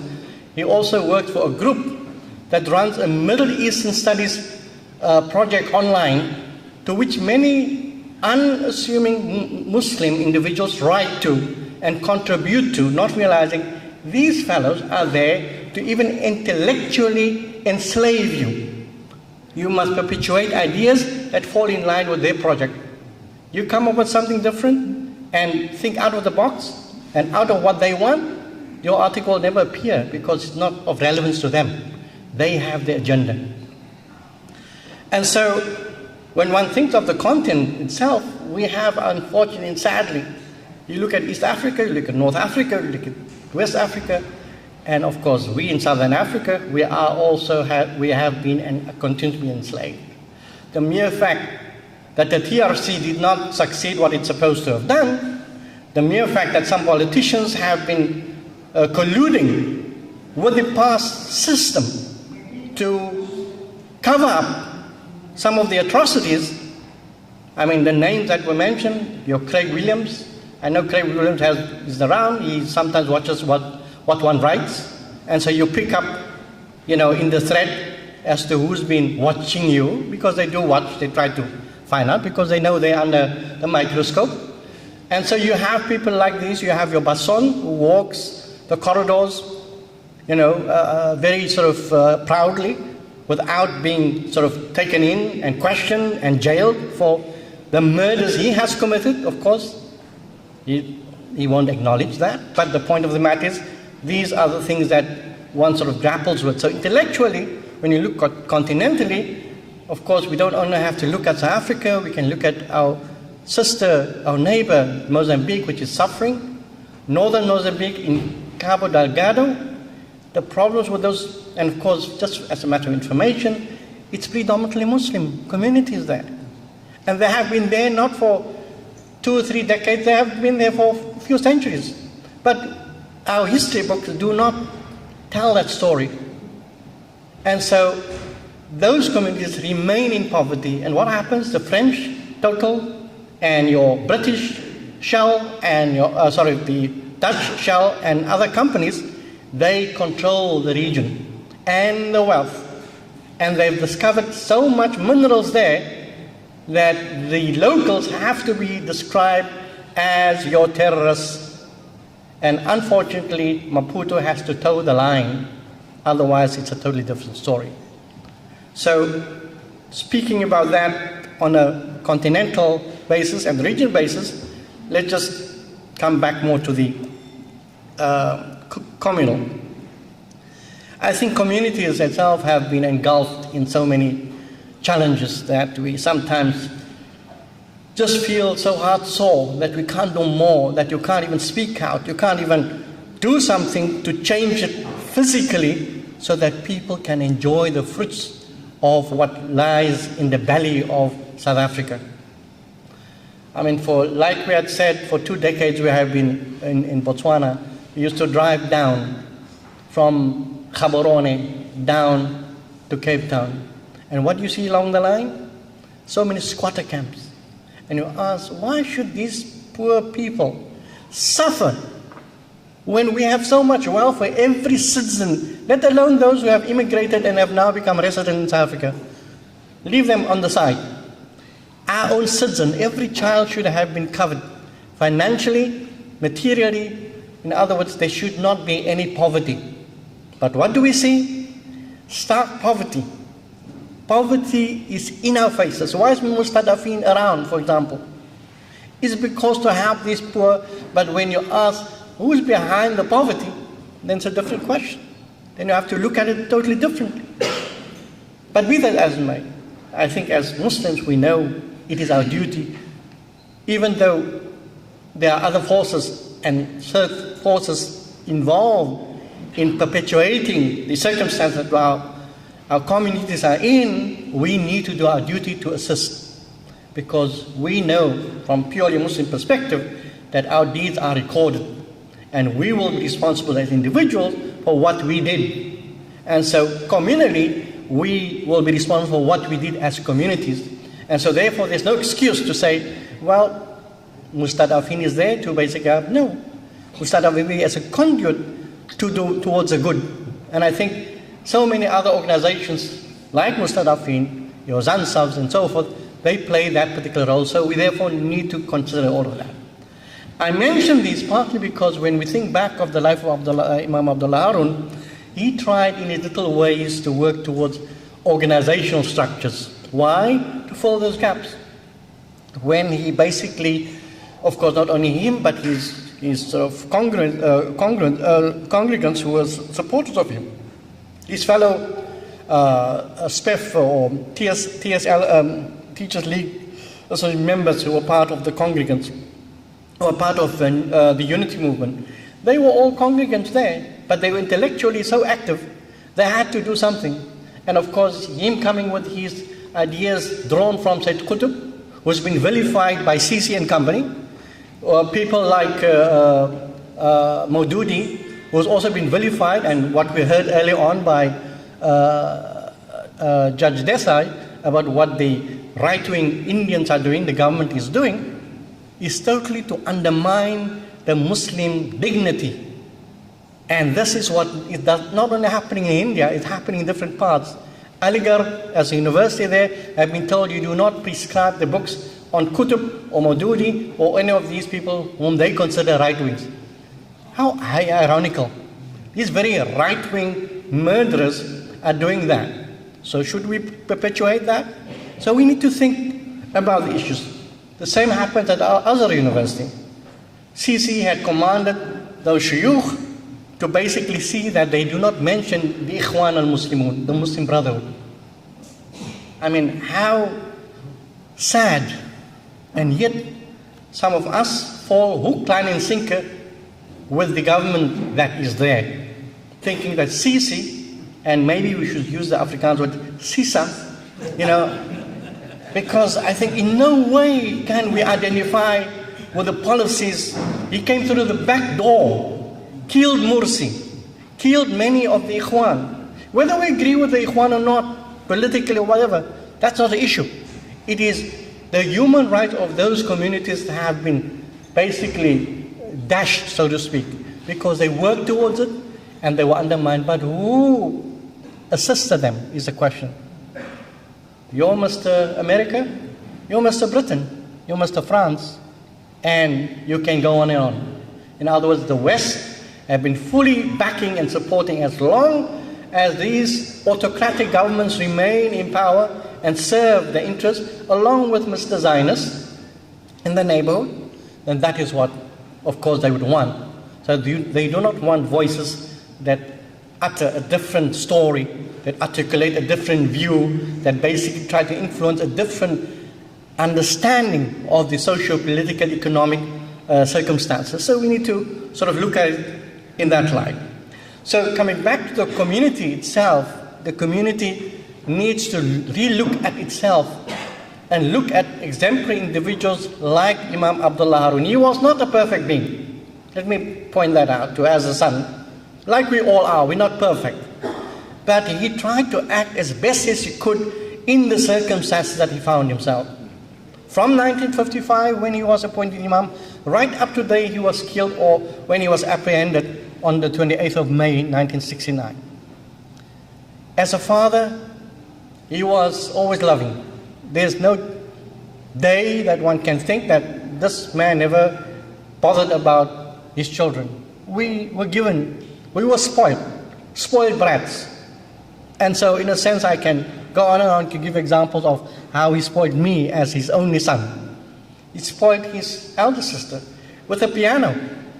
Of course, other shuyukh, I know there was one sheikh, may Allah grant him Jannah, who came from Kuwait, who came to the house and saw the piano and said, Muhammad, what is this? It's haram. Of course, he's my guest. What can I say? I've got to be quiet. I mean, other times I'll just say my say and say, thank you very much. You go your way and I'll go mine. I'll play the piano, you play something else. If you had to go to the house that my father had built when we were chucked out of the house in sort of lower sort of Claremont, in Laurier Road, if any of you had had a chance just to go into that house, you'll find a sort of a staircase with musical notes on the side. And Professor Van Os, you know, the person who taught my sister was Mr. Graham. I think I'm just trying to recall his name. But the point of the matter is that my father was able to see music beyond what it basically was. Not basically for dancing, but for entertainment, of course, by the way, he also liked to watch films with Sheikh Najjar and Sheikh Nazim and so forth. So that's another footnote in his life. So of course, our current sheikhs who like to take a fatwa out of the pocket can give a fatwa, as they did to our Sheikh Abdullah, Sheikh Al-Qardawi, rahmatullahi, who just passed away yesterday, who also was a figure, you know, in his own right, whose impact is palpable in different ways. And like I said to our brother Ridwan, who made the dua earlier, that to fill his slippers is extremely difficult globally, but that is aside. In fact, the slippers, fortunately, Imam, he wore shoes. So the shoes of the Imam was difficult to fill when he was skilled. Why I say so? For two reasons. One is that the very community that he was leading sadly split up 2-3 years later. Of course, I'm looking at through my lenses as a son, imperfect as they are, but looking at these uncles and friends of my father and ask, why do you guys split? On what basis? Of course, the one doesn't like the other, whatever the case may be. And so what lessons do we draw? What did you learn from that very man who lived his life in such a way that you hung on to him? But when he disappeared from the scene, you also seem to have lost your energies and that inspiration that he had given you. So what it also tells me is that, of course, they were also imperfect beings, but they tried their bit. And of course, what we found is that Stegman Road and Claremont Main Road ultimately became vibrant locales for socio-political reasons. And that has been great. But unfortunately, like all communities and all groupings, there is what Ibn Khaldun talked about, there's a rise and there's a fall. Of course, Ibn Khaldun talks about a certain period. But unfortunately, these fall within a period, so to speak. So there were short developments and, of course, mushroomings, and then eventually died out. And of course, now if you go to Stegman Road, there is only the second generation, third generation of those old Claremontites, whatever you want to call them, basically who banguru there, who go there. But even then, it's like a thin sort of string that you're latching on, because you do not know the faces who go there. Not to say that it shouldn't be. The point of the matter is that this is how social history sort of moves. It moves on, and you basically make a home elsewhere. So community-wise, just coming back just to conclude with that point, is that the Imam led this community in a vibrant way, in a very practical way, in a very interactive way, in a very engaging way. And so in a sense, he stood out, and as one writes sometimes about him, then it sort of, certain things seem to stand out as opposed to other points. And one of it that comes to mind is that he used to support youth. And I think back sometimes of these photographs, and these youth, they were merely in the 20s, and they were given the mimbar to speak from. And what does this indicate? That he was interested in the youth taking leadership from a young age, no matter who you are, no matter from which house you came. But if you are able to thread that path, demonstrate the ability, show leadership, then you have been psyched. And what has been interesting, in fact, from that group that emerged out of that, there was Imam Khamiruddin, who was in Steenberg, Imam Abdullah, of course, but Abdullah as we called him. And he was Imam there for years, and the people in Steenberg, he was there for quite a number of years. Some of you might know him, have known him. He was a marvelous man of integrity.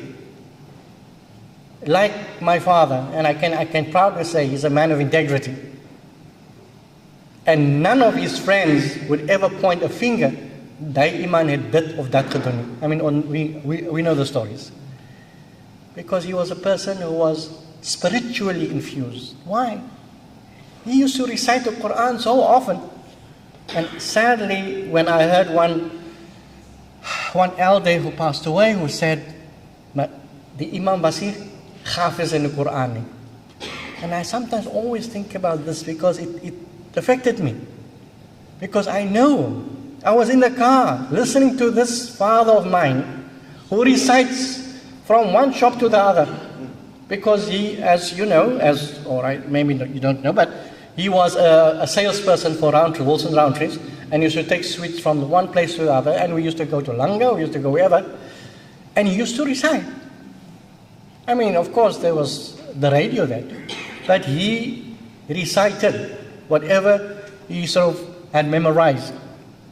But I'm also confident that he knew much of the Quran, because even during Taraweeh Salah, the prayer that's done during the month of Ramadan, he used to stand in front and read quite a number of raka'ah, demonstrating his ability and his closeness to the word, of course, to Allah, but in memorizing the Quran very fluently, in a very melodious way. And there are some tapes that have been circulating where you can at least hear his voice. So the community, unfortunately, some part of it, other parts of it, learn from him, but not his whole lesson or what they should have. I might be wrong. Forgive me for those who know of your fathers who might have told you, but from my understanding and reading, there has been this difference. But be that as it may, let's leave the communal part and let's come to the familial part. As a family man, as I had already alluded to, that he himself, and like my sister as she was reading her letter to our father, that he was a loving man. He loved his wife. And I know that when he used to come in, you'll say, Lima, as he course, and he'll go and he'll lift her up. You know, some of these, I mean, we sometimes like to lift our wives up into the air, just to show our love, demonstrate it very physically. And she knew, what he will do, he basically sometimes do that. And of course, I used to watch him doing that in the kitchen. And for me, that is a demonstration of his love for the woman who he had married and with whom he had been all his life, and who basically knew all his secrets and did not divulge what he... Of course, when the security branch came to search our house, and I saw them, they came, of course, into Repulse Road house. They went through wherever. And of course, we also tried to get rid of some, which sometimes when we think with hindsight, we think we shouldn't have done some of those things. We should have just put it somewhere else. But like we all know, the security branch was bars. They used that bars cup to basically strike fear in you. But of course, for us, there was no fear. You just respond because you do not want to implicate our father. And so we tried to do what we could in the circumstance. But the point which I want to make is that, of course, what these events did, these small events, of course, his lovingness towards my mother, and of course his concern for his community was uppermost in his mind. And let me just give another quick anecdote of Ibrahim Salih, whom I met last week at the Congress, and I met him and he mentioned to me that he was, of course, they were all students of my father, like your Khalan brothers and all of these, they were all at Stekhman Road, but he was among those youngsters who had gone, and like the Imam had done with others, like with my cousin Karim Dini and Sharur Solomon, send them over to go and do further studies. So he also wanted to send this young man over. But at that point, he was at the house or near the house. Then he mentioned, Imam, there's a car. There's a car down the road, and they seem to be watching this house. Of course, this young man didn't know what for, innocent, maybe my age or just older than I, but the point of the matter is, he observed and then he just informed my father. And then my father told him, gaan jy maar huis toe. Ons sal vir jou later sien, because this was on Wednesday, which was Maulud Day as such. And so, of course, that incident basically led to the incident of him having been apprehended. This was now 28th of May. But the point which I went by the story was that these little anecdotes gave you a little window into how he treated these young kids, because he was interested in having them trained. Not necessarily just intellectually, by the way. I mean, we can leave the other side. You can imagine the other side. Because you can talk to Jawa Abrams, who's still alive, and a few others who can vouch for that. But I think it is sort of those type of things that his love for these youngsters was so great. I think that you could see it from people like Punky, Abdurrahman Khalan, whose daughter wrote a book about the Imams Bilal, tried to capture some of those images in there, which is great, which is wonderful. And of course, then Butaima's son, Ismail David, also tries to do the same by collecting stories. So I would encourage you just to look and read some of these stories. So communally then, and familiarly, I think the Imam demonstrated he was no Mr. Jekyll and Mr. Hyde, like we have. He didn't hide behind Jekyll, or Jekyll didn't hide behind him. He basically was the Imam. You knew him on the member, same fellow who was in the house, the same chap who delivers your sweets. He was no different. There was no hypocritical element of hypocrisy in him. There was no element of sort of hoodwinking you. As hy jou geld vat, he'll see that you get your money back. Or if he has to give it to somebody else, which he sometimes did, sometimes somebody comes from Langa or Guguletu, say, Imam, I'm short. And of course, Imam doesn't have anything. He'll go to somebody else whom he knows he can trust, will share with him, and he'll see to it that the money goes back, but he'll see to it that that person who needs the money is given the money. And I think that trust is so concretely reinforced in these little stories that it only causes one. Of course, if we think about the Imam, what about the Prophet? I mean, for us as Muslims, I mean, he must be indescribable. Like we do to the Almighty, we say the Almighty is indescribable. And so we sometimes try to fathom, what was Prophet like? If this was an Imam in our midst, what was the Prophet like? And of course, let's not go there, and difficult to compare. But what I'm trying to just drive home is the fact that this Imam, who used to enjoy eating peanuts, you know, these adopted peanuts, because we used to go to Sayyid and Sons, where the Muslim news used to be printed, and we used to go there every week, Fridays after Jummah, have a lunch there, and of course he'd come out because Sayyid and Sons used to produce chips besides the Muslim news, chips and peanuts, and so he'd go for his adopted peanuts, and of course he also shared with others, but I mean, this was his style. And by the way, he never had his thobes. I'm sorry, I mean, for those who love us thobes, Nadim, I'm not saying anything against you, but he loved his suit and his tie. It didn't make him less of a Muslim. It only made him more of a Muslim. In other words, in terms of his religious identity, it was only reinforced through the way he interacted with his fellow human beings. So he did not go and put a thobe in when it's Friday. He basically, the point of the matter is, for him, you connect with whomsoever in whichever way. There was a moment, for example, just to give you one quick anecdote, and then come to the personal and wind up, was that he basically went to a house. He had to go to sort out a familial problem, and he was called late at night, and of course my mother scolded him, saying, "Hoekom gaan jy na die mense? Is laat al." Say, "Moenie worry nie." Of course, this was his attitude. "Moenie worry nie, Lima. Gaan slaap jy maar. Kyk na die kinders."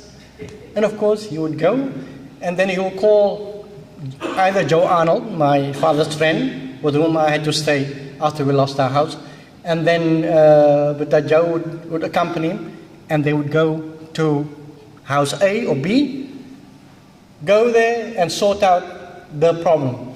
They'll have tea or whatever the case may be, But the point which I want to highlight is the fact that no matter what hour you call him, he's there.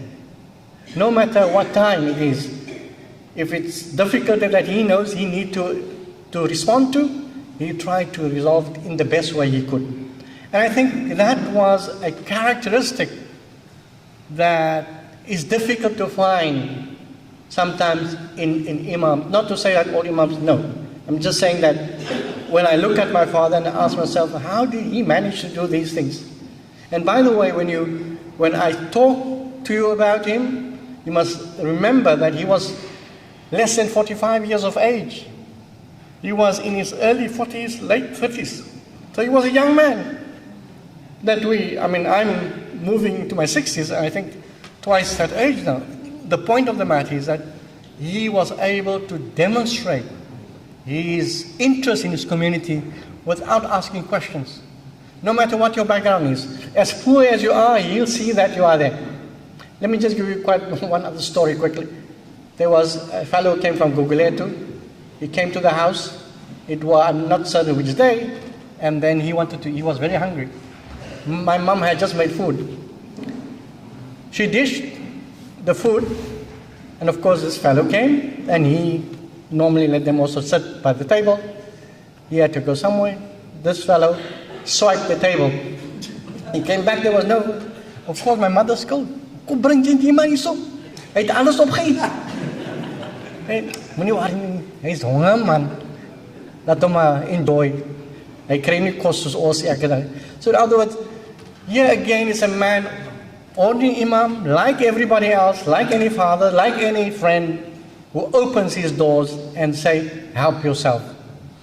And if, of course, even if you don't have anything left, as long as that person has been satisfied. And this was an Imam who fasted every Monday and Thursday.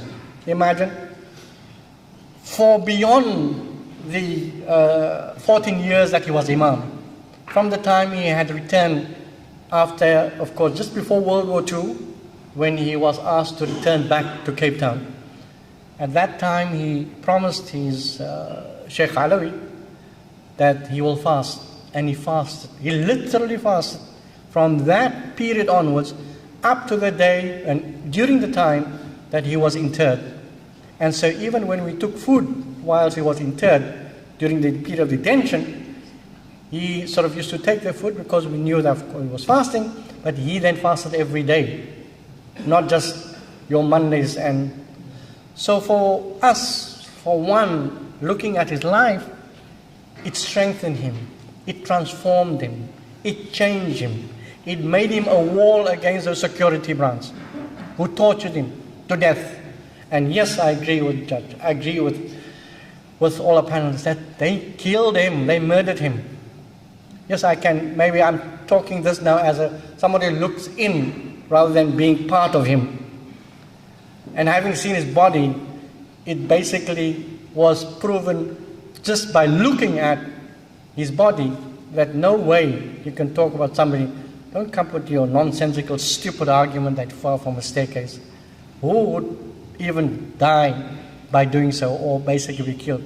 Nobody. But nonetheless, this is how nonsensical and how stupid the security branch and the state argued the case.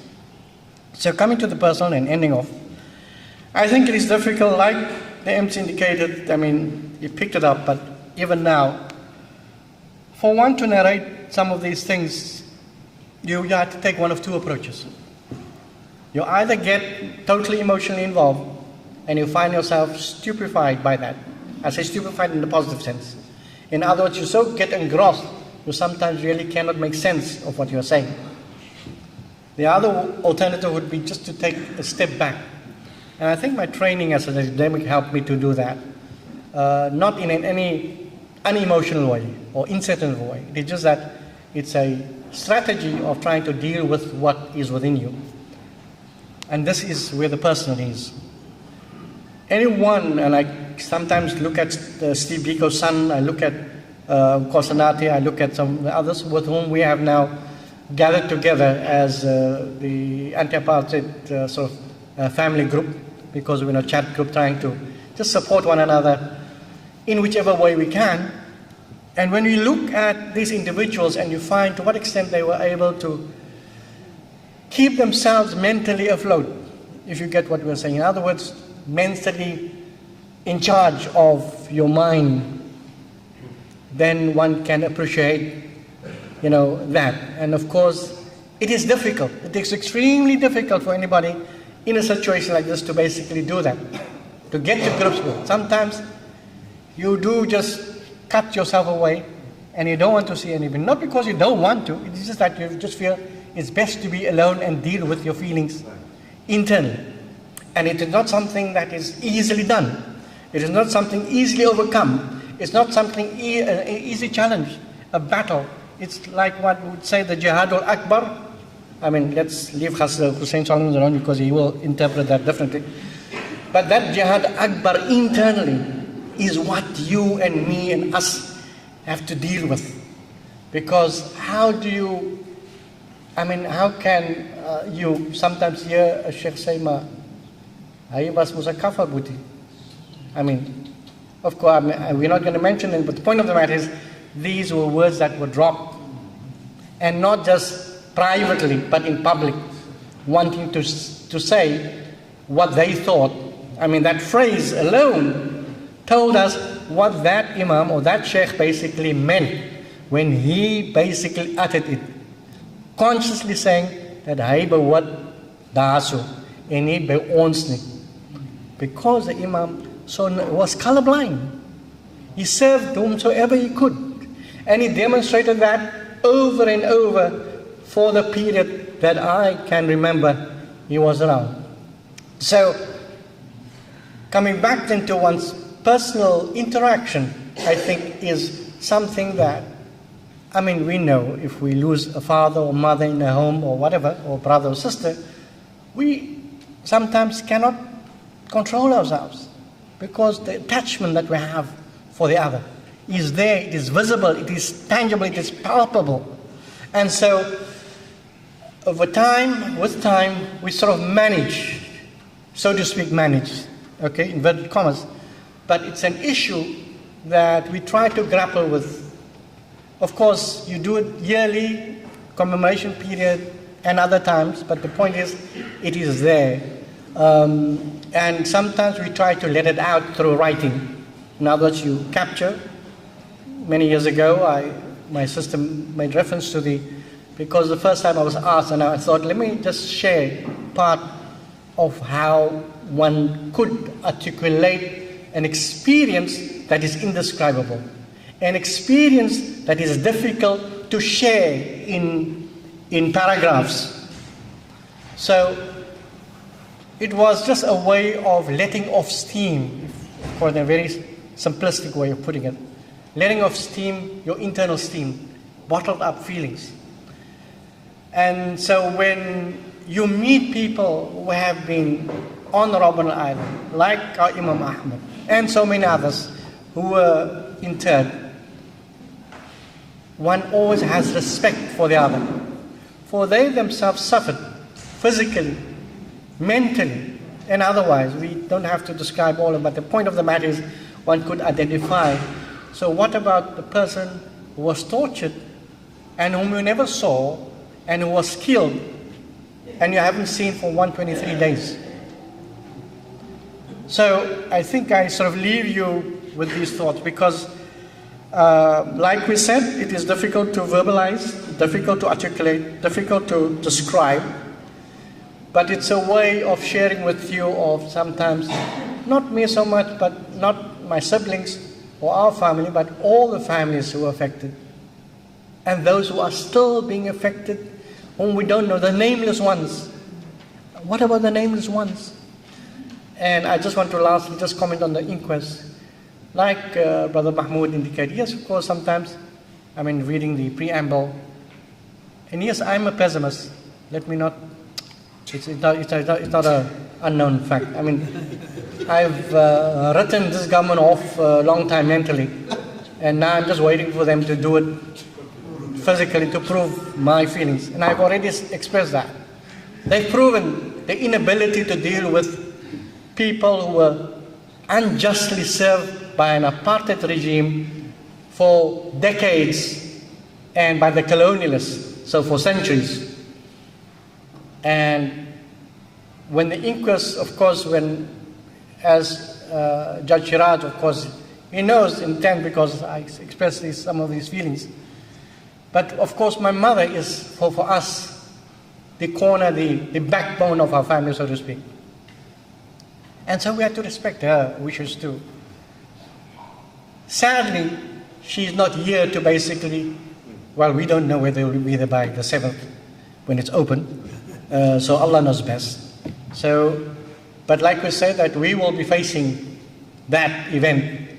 But we would like her to have been around because she was the first port of call, the silent partner of an active husband.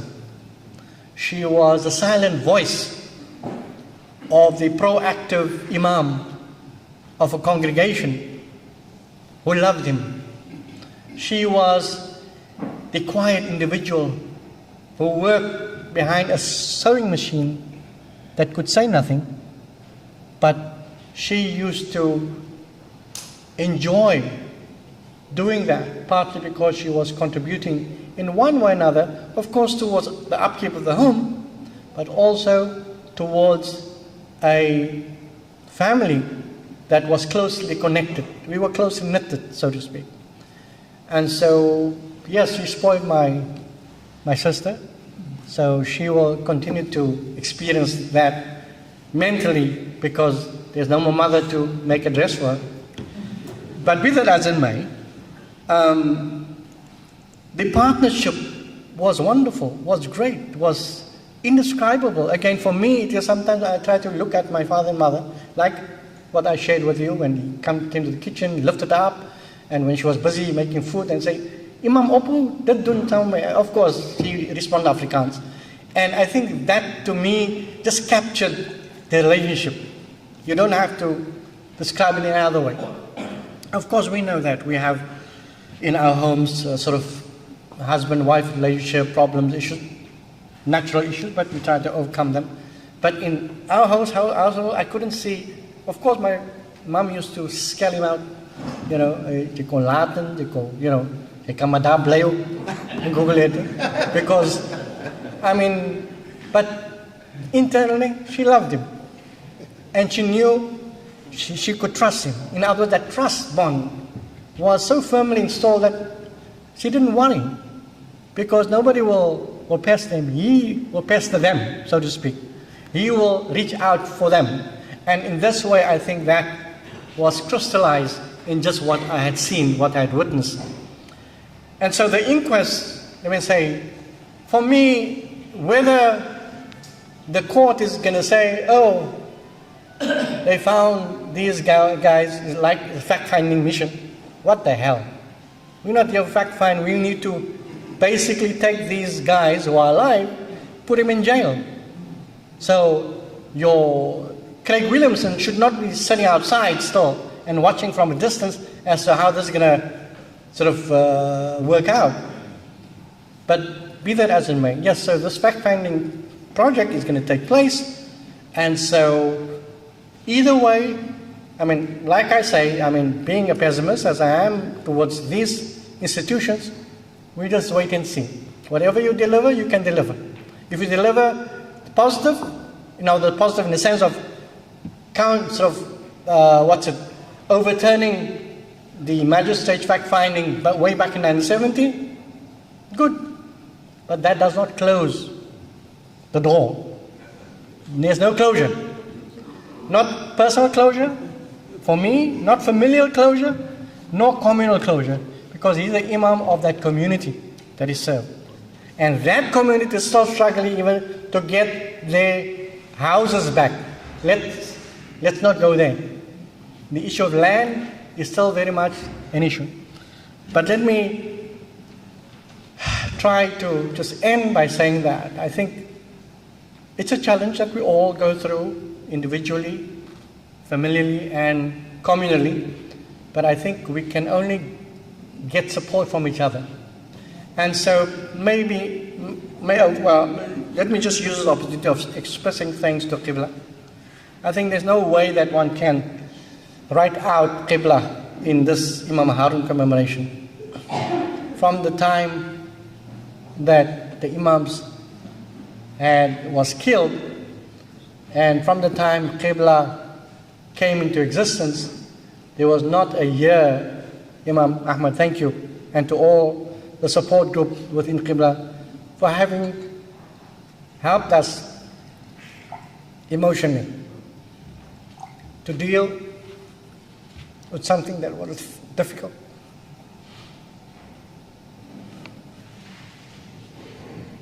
Takbir, Allahu Akbar. Takbir, Allahu Akbar. Takbir, Allahu Akbar. So in a sense, it's these little efforts that might appear to be marginal, but they're critical in the emotional connections, in just giving support. It's not easy. Sometimes one wants to be at a distance, but you know that you're integrally connected. You cannot dislodge yourself and say, oh, I want to be at a distance. But I think it is these issues that still linger in our minds. They still exist within us. And they will remain with us until we close our eyes. And so we only want the younger generation, my children, our children, to basically understand these issues. But not just to understand, but to learn from this great man who was in our midst. From a young Imam who demonstrated his ability to lead, was able to read beyond the lines, was able to read between the lines, and was able to think beyond, outside the box. Yes, there were other A'imma, there were other Shuyukh who were around, but he just stood out socially, religiously, politically, and otherwise. He was just amongst those few who were able to drive a project that others dared not drive. He was an anti-racist. He was colorblind. He was for the people, as we heard earlier Professor Van Oz say. For the people, he was of the people, and he was there with the people. To the day he was apprehended and taken to custody in Caledon Square, and then was killed eventually, perhaps not necessarily in Maitland, but perhaps in Tilbach or elsewhere. And all of you know the story of the tremor. And here I want to just quickly make reference to Sheikh Abdul Qadir, who was from Weinberg, who was a Iraqi, or Syrian, who basically had a dream about the Imam, that he had seen the Imam in a dream. And of course he articulated this qasida that had to be read. And for me, all of these, although our rationalists might not make sense of it, but for me, as a rational person, I could understand the sense of it and could make the connection that here we have in our midst somebody who laid his life for our community, our nation, but who died a truly spiritual death because he was spiritually charged. He was spiritually prepared through his fasting, through his prayers, through the imamat that he had demonstrated, and I think that makes him very unique. I might be wrong. Others might shoot me down for what I say because he was my father, but I say he was more than my father. He was a father of all our young men and women in our community. Wassalamu alaikum wa rahmatullahi wa barakatuh.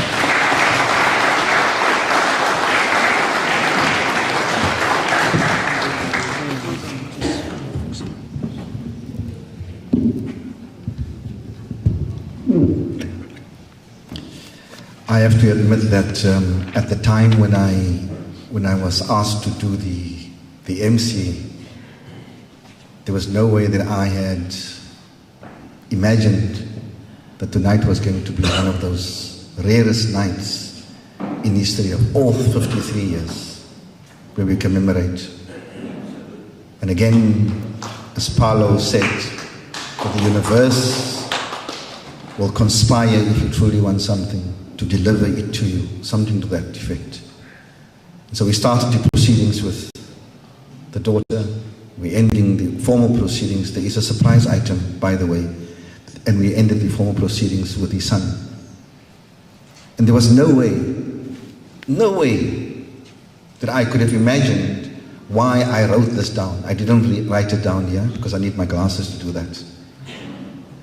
But I'm going to share because it is one of those rarest moments that's going to be written in the annals of history. I have no mandate to do this, but I'm going to do it. Fatima Harun Masood, during one of our very intimate discussions, around this time of the year, 1 year, she said, and we all get swept away by the revolutionary image of the Imam and his contributions and all of that, and we quote this and we quote this verse. And she said that I may share this with you, Professor. And Fatima Harun said, and her eyes were welling up, and she became tearful, and she said, who was there to hold the hand of a 12-year-old boy when his hero, his dad, his father, was brutally murdered at the hands of the apartheid regime? Who was there?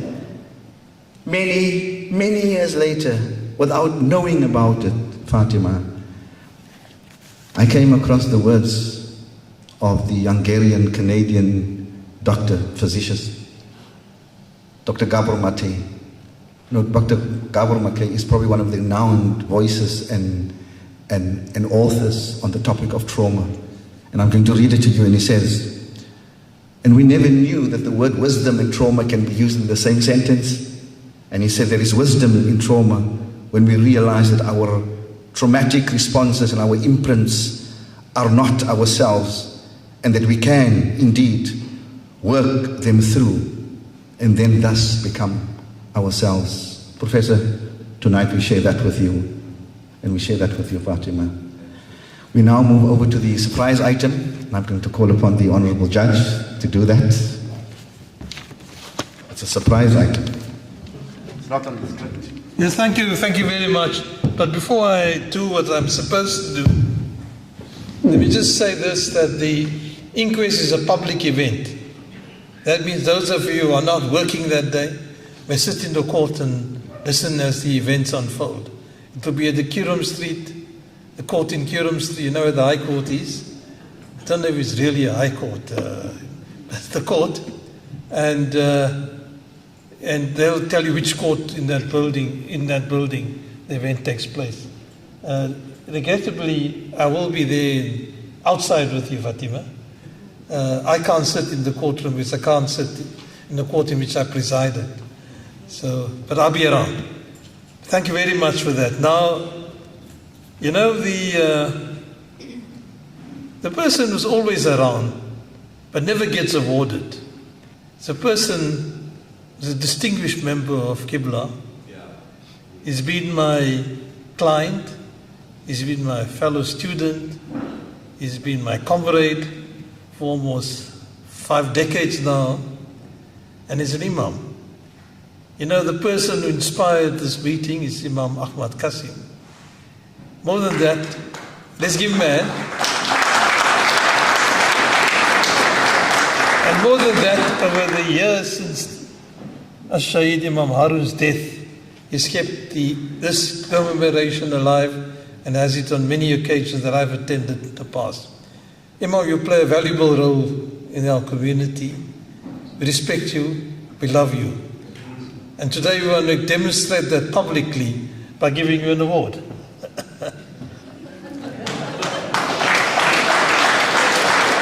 come on. So on behalf of the organizers, it's my pleasure. Oh, the other way. I'm not used to getting roses, Imam. Well, thank you very much. It's tremendous. Jazakallah. Thank you. Thank you very much. It's a pleasure.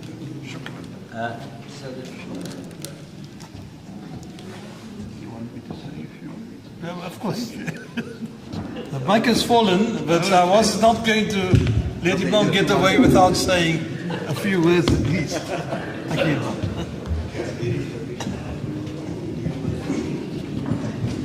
Shukran. Assalamu alaikum wa rahmatullahi wa barakatuh.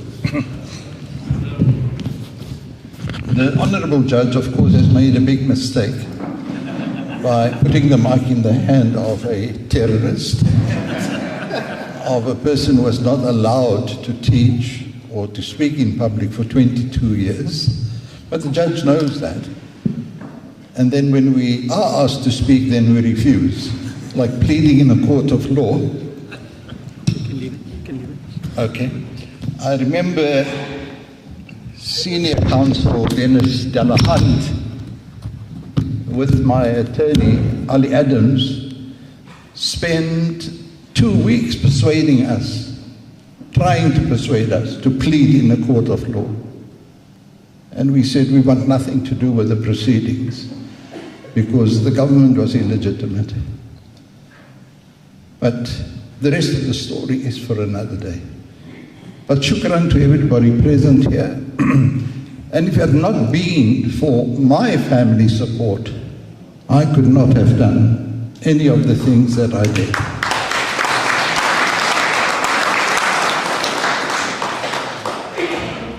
Because before I got married, I said, I am already married. And they said, what? We don't know about it. I said, I'm married to the struggle. So anything else came after that.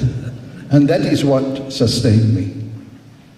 Just one quote from Voltaire, and then I beg leave to get off this platform. Voltaire said in 1789, during the French Revolution, that all governments are evil.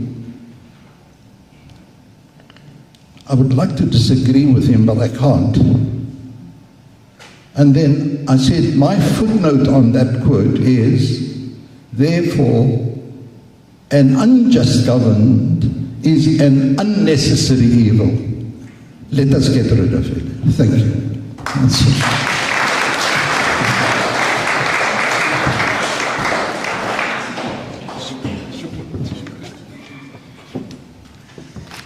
There are some books here. The oldest profession, 150 Rand.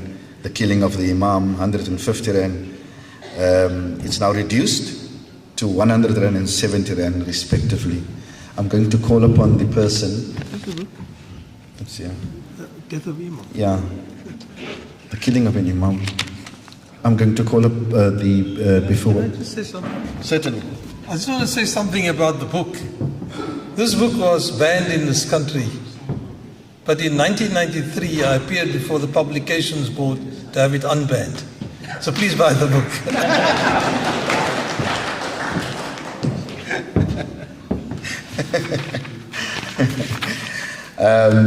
I'm going to hand over to the person that's going to do the closing and the vote of thanks. I'd like to conclude, and I'd like to say a few words, maybe just a one-liner to Imam Ahmad Qasim, for being almost the single voice during the darkest of times, when it wasn't sexy and it wasn't popular to have these kind of commemorations. But Imam and his dedicated team, they were flying the flag unwaveringly. We continued consistently year after year. And so I'd like to say to Imam, I'm going to quote the words of Dr. Martha Cabrera. She's famous for quoting the phrase, multiple wounded societies. And she says that the multiple wounded society is characterized by three things: apathy, isolation, and aggression. And if we look at the South African society, Comrade Mahmoud, we fit the description and the definition perfectly. It's aggression, it's isolation, and it's indifference, apathy, which reigns. But Martha Cabrera and a team of psychologists who did seminal work in Nicaragua, South America, she said that for a multiple wounded society to heal itself, one of the things they must do, they must create spaces for people to speak about their trauma. Because if they're not going to deal with the trauma, it's going to be passed on from one generation to another generation. Imam Ahmad Qasim and your team, I thank you for creating the spaces year after year after year so that we can speak about this traumatic event of losing one of our stalwarts, Imam Abdullah Haron. Thank you so much. I'm going to call upon the Director of Mustarafin Khairunisa, Johnson Kassim, who's going to deliver in her own style the vote of thanks. Thank you so much.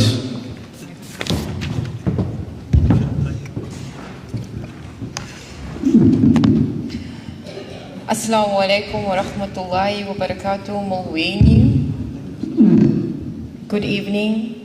Namaste, everybody. Imam Haron was the first community leader of faith who was killed in detention under the apartheid regime. His death signaled that no one, not even a religious leader, was safe from increasingly repressive white supremacy. Tonight we honor and commemorate his legacy. We take the opportunity to thank all those who made it possible. Lastly,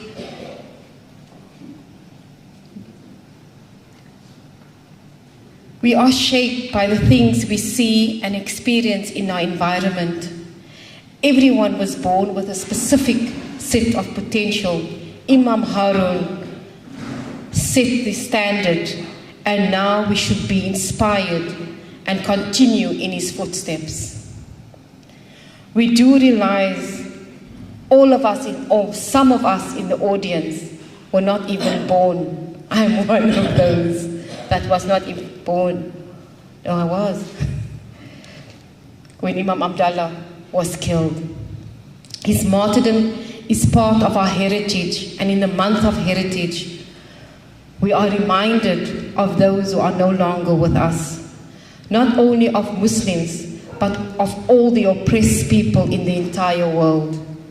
We salute and respect the brave family members of Ash-Shaheed Imam Haron, especially his wife, Hajja Halima Haron, her children, Shamila, Professor Muhammad Haron, Fatima Masood,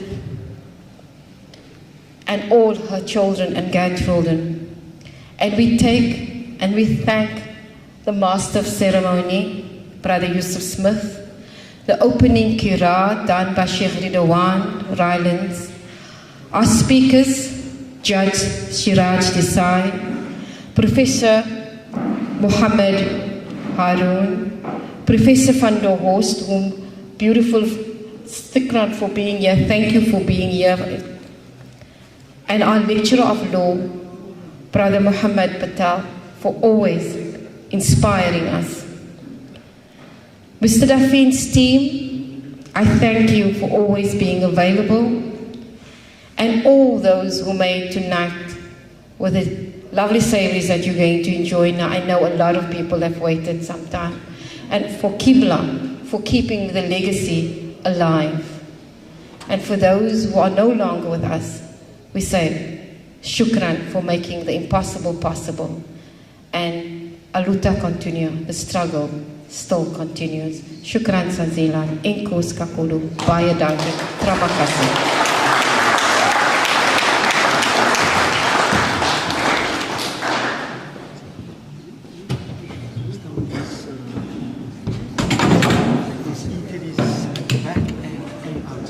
Logistics is not my it's not my strength.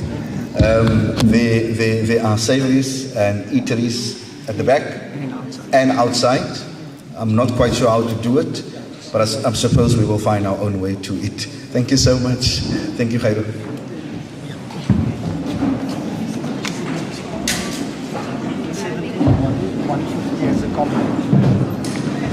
The books, as a combo, it's 150 Rand, and separately the oldest profession is 100 Rand, and the killing of the Imam is 70 Rand. Thank you.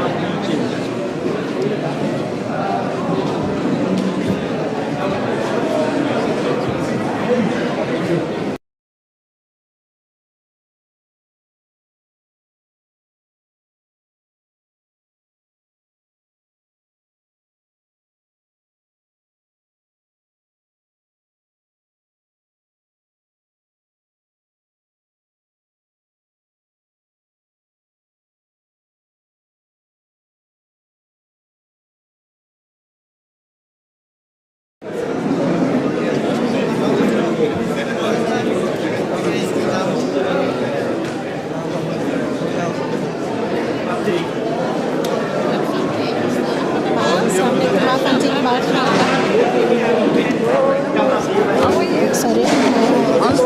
I already came with the